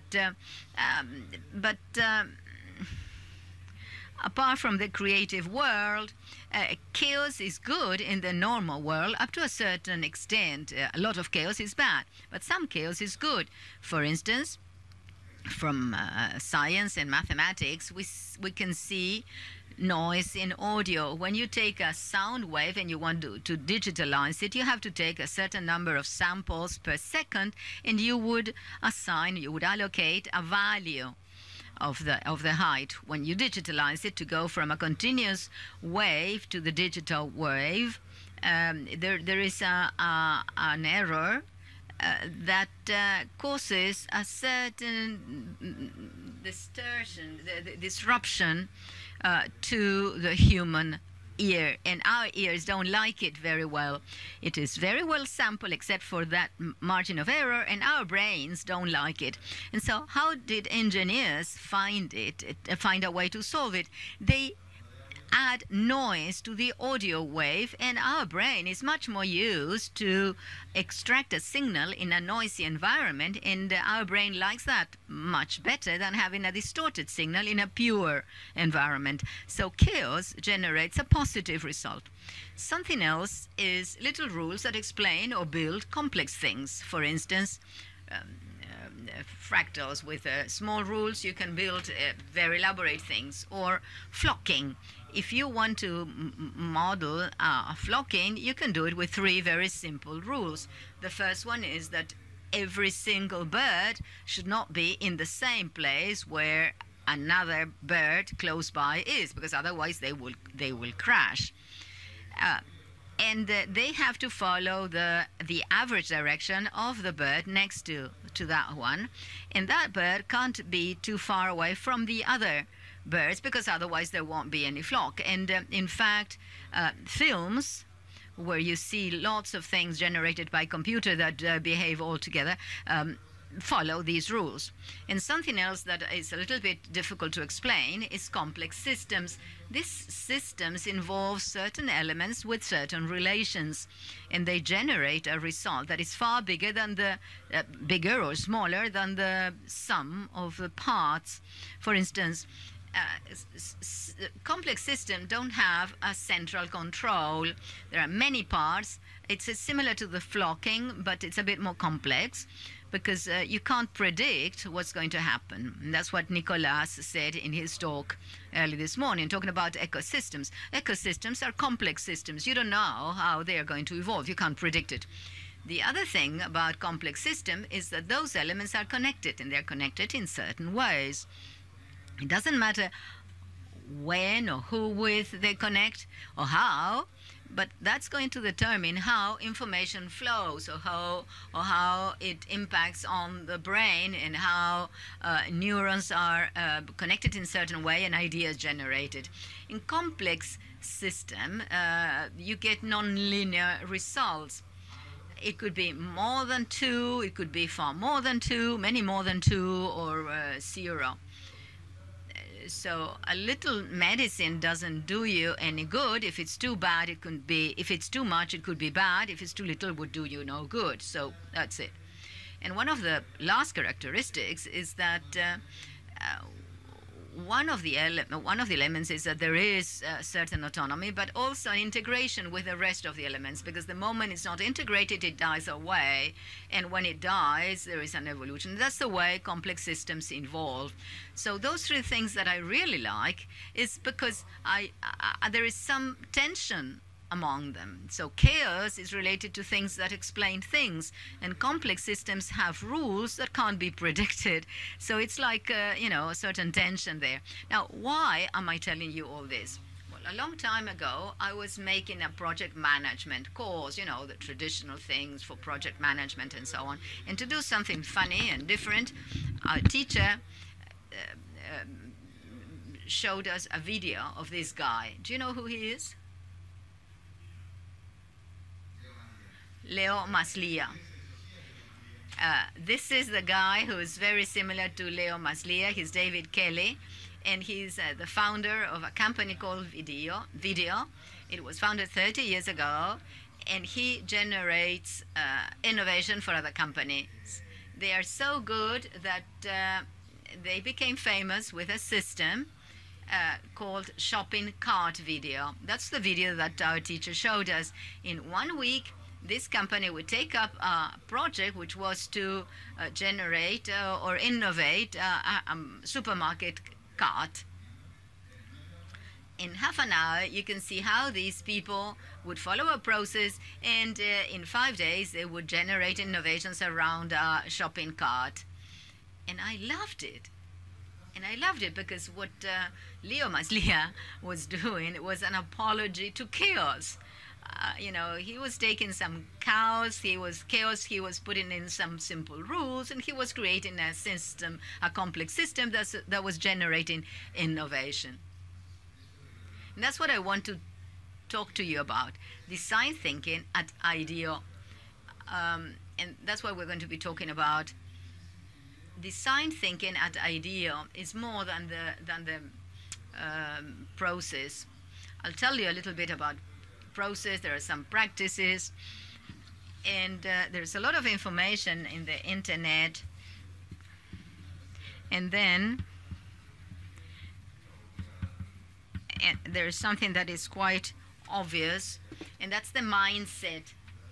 In the same way that Nicolas was saying that you need something to generate things, you have a mindset. All right.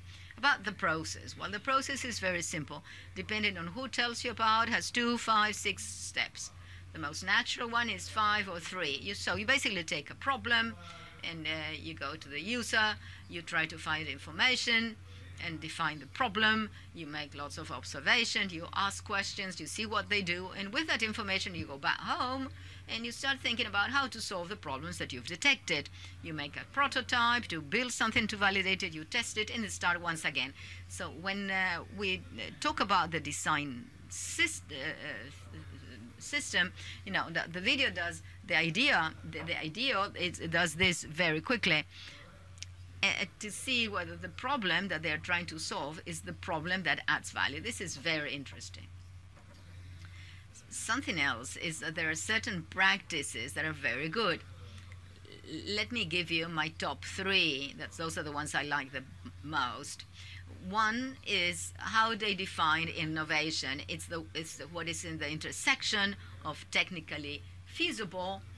It's not the only thing. It's commercially feasible. You can make money out of it, and someone wants it. If there is no intersection in those 3 things, there is no innovation. There could be a technical curiosity, something funny, but it doesn't generate money. So for them, that's innovation. Something that is very important from what they do, they are all the time trying to be at the same time, at the same place twice. And so they are creating ideas and they are analyzing whether those ideas are valid. So they create ideas and they analyze them. They create ideas and they analyze them. Convergence and divergence. They are in that constant movement, assessing things as if there were 2 mindsets at the same time, analytical mindset and intuitive mindset. And something else that they do is that they build in the cheapest way, because the important thing is to validate and validate and validate. So those 3 things go far beyond the process itself. They add value. And so they have a mindset, and they're super optimistic to create,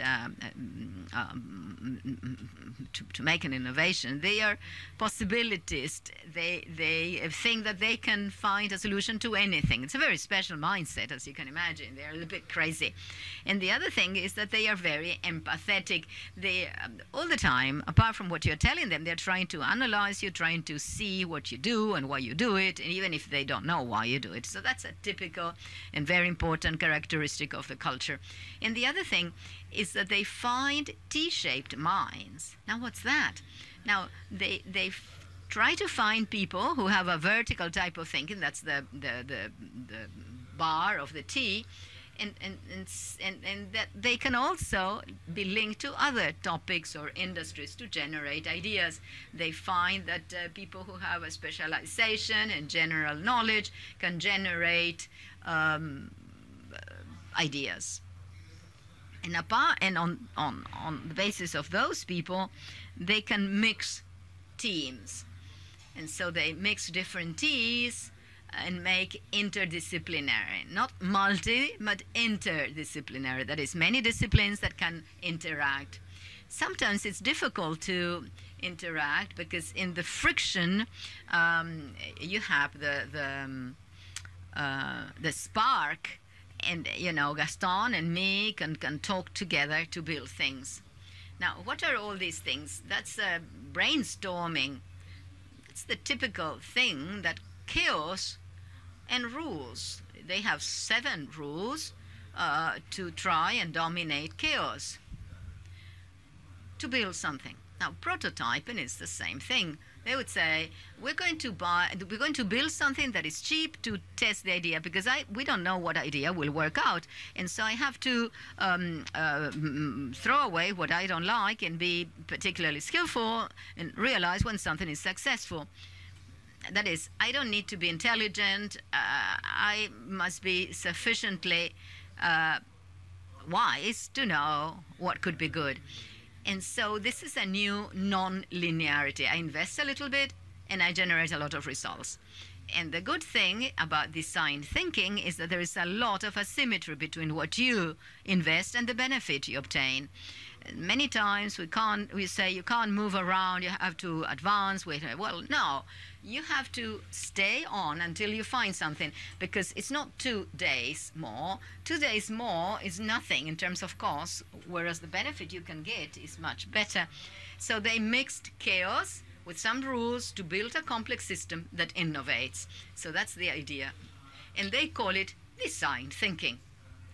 So if you are careful and pay attention because you are interested in this, everyone is talking about design thinking. I stopped talking about design thinking in 2014 when it started picking up, I stopped talking about it.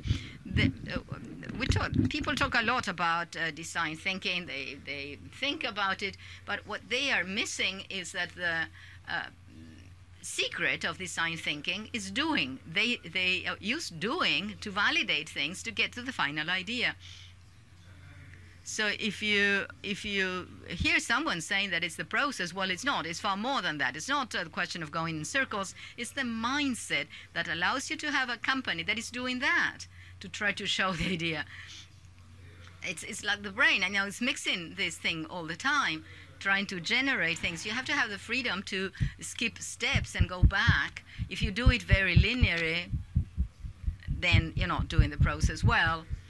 Something that Tim Brown said, and I liked very much, he said, we are doing this all the time. When we try to be very efficient, we fail in our capacity of innovation. And they do this in a very specific way. There is a secret that they don't tell you about. They do power of doing and learning by doing, but they do some special things about learning that are very interesting. I found the name. It's called technology brokering. They've got a way of getting organized and doing things that generate an acceleration in the number of innovations. And let me tell you how. That's technology brokering.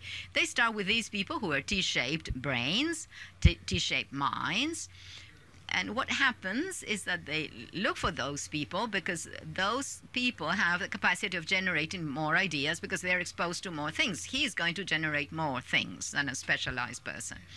And they mix different people, different teams to generate diverse teams. These teams that can talk about different things can generate more things than if the team is very homogeneous, all engineers or all architects and so on. There is wealth there.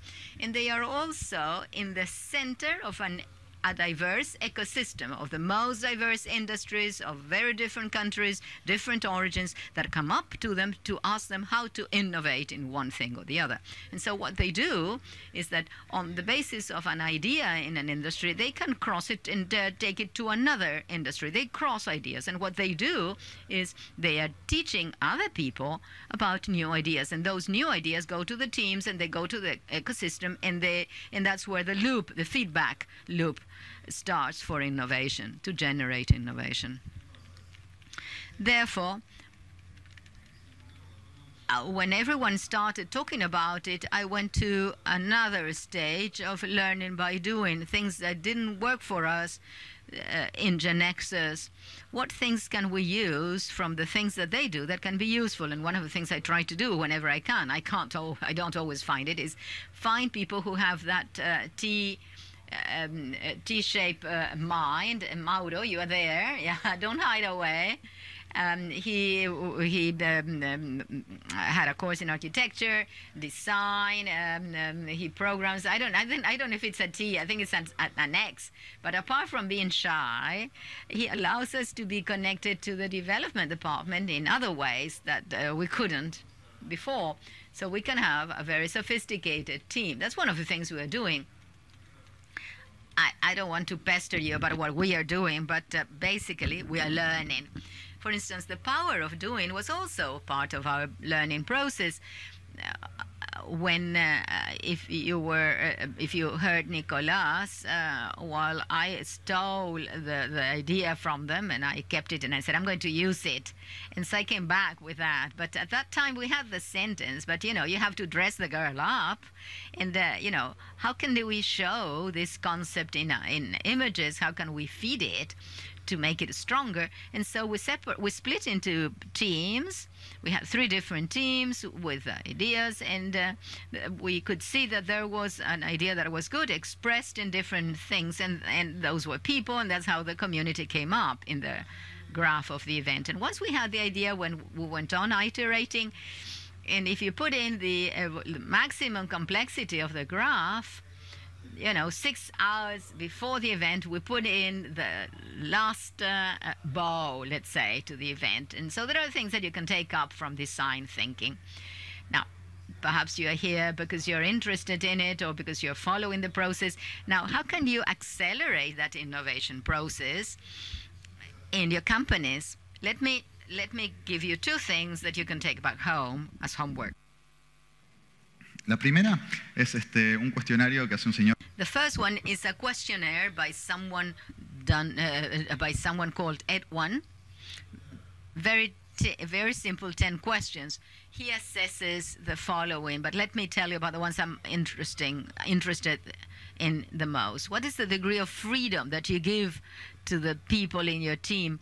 What I like to tell the guys working with me is say, okay, let me give you something that you can do, and then you come back with something you want. Do whatever you want with it. And in that do what you want is this freedom to challenge them, to show me that I'm wrong and showing me something better. The other thing has to do with the playfulness or the humor, because in a tense environment, as Tim Brown said, you can't generate anything. When I'm walking along the corridors and I hear some laughter, I know that something good is happening. There is synapses, he would say. And something that is very, very important is dynamism and sharing. What's the dynamics of sharing information or things? You know, I try to know what's happening all around in support. I can't, but, you know, or in development, or I try to link things. So what are you doing to know what's happening in other areas? And so you take those 10 questions, you answer them, and according to the answers, you'll be able to improve and amplify the contents or the things that you generate following the same design thinking process, and you'll obtain better results. But now I'll get to my last curve in this talk. How do we go about what we saw at the beginning? An idea is a network. All right, let's go into it through this. Why is it that an idea is a network? In your brain, you have a certain number of neurons that were triggered and generated something that was new. An idea is a network in a person. And the same thing happens with teams. An idea is a network in a team. Several people get together in a network and generate something new. That's an idea. That's a network. And in ecosystems, when different companies interact to deal with a market or find an opportunity and work together, that's a network, and it's generating a new idea to generate something. So we're talking about networks of ideas. So if a brain is an idea network, my question is, what are you doing? What weird things are you seeing? What different people are you seeing and teams? What are you giving them so that they can make more connections, so that they can see more things? And that's very important. They are, you know, these agencies are exposed to thousands of different things to get ideas from everywhere. So ideas, give ideas, and see how you can improve. And once again, if teams are a generator of ideas, an idea network, how can you improve your teams? How you mix them? Are they interdisciplinary? What are the different profiles? What things are you giving them? What are you been exposed to? So am I closed in or am I clear with an external mindset? That's very important. And then at the level of ecosystems, if you are in an ecosystem and that ecosystem is competing with someone, then you too, those two same companies in competition, you can do something together for a new ecosystem. So apart from partners, of course, things that you can do with partners or with other companies, but even with your competitors, you can create things. So to sum up, you have to question this. What elements make up your system? How can you connect that information in those companies? And then how you generate synergies and feedback loops. You know, the idea to the person to the team to the ecosystem, and go back. So that's very important. So my invitation to you, and to wrap up this track, is to release that feedback loop. You have to generate that synergy that follows this. It's not only the process, take up some chaos, follow the process, but don't simplify. But complexity involves finding the value. And if you can do that, what you'll have is the power of doing. Thank you. Gracias.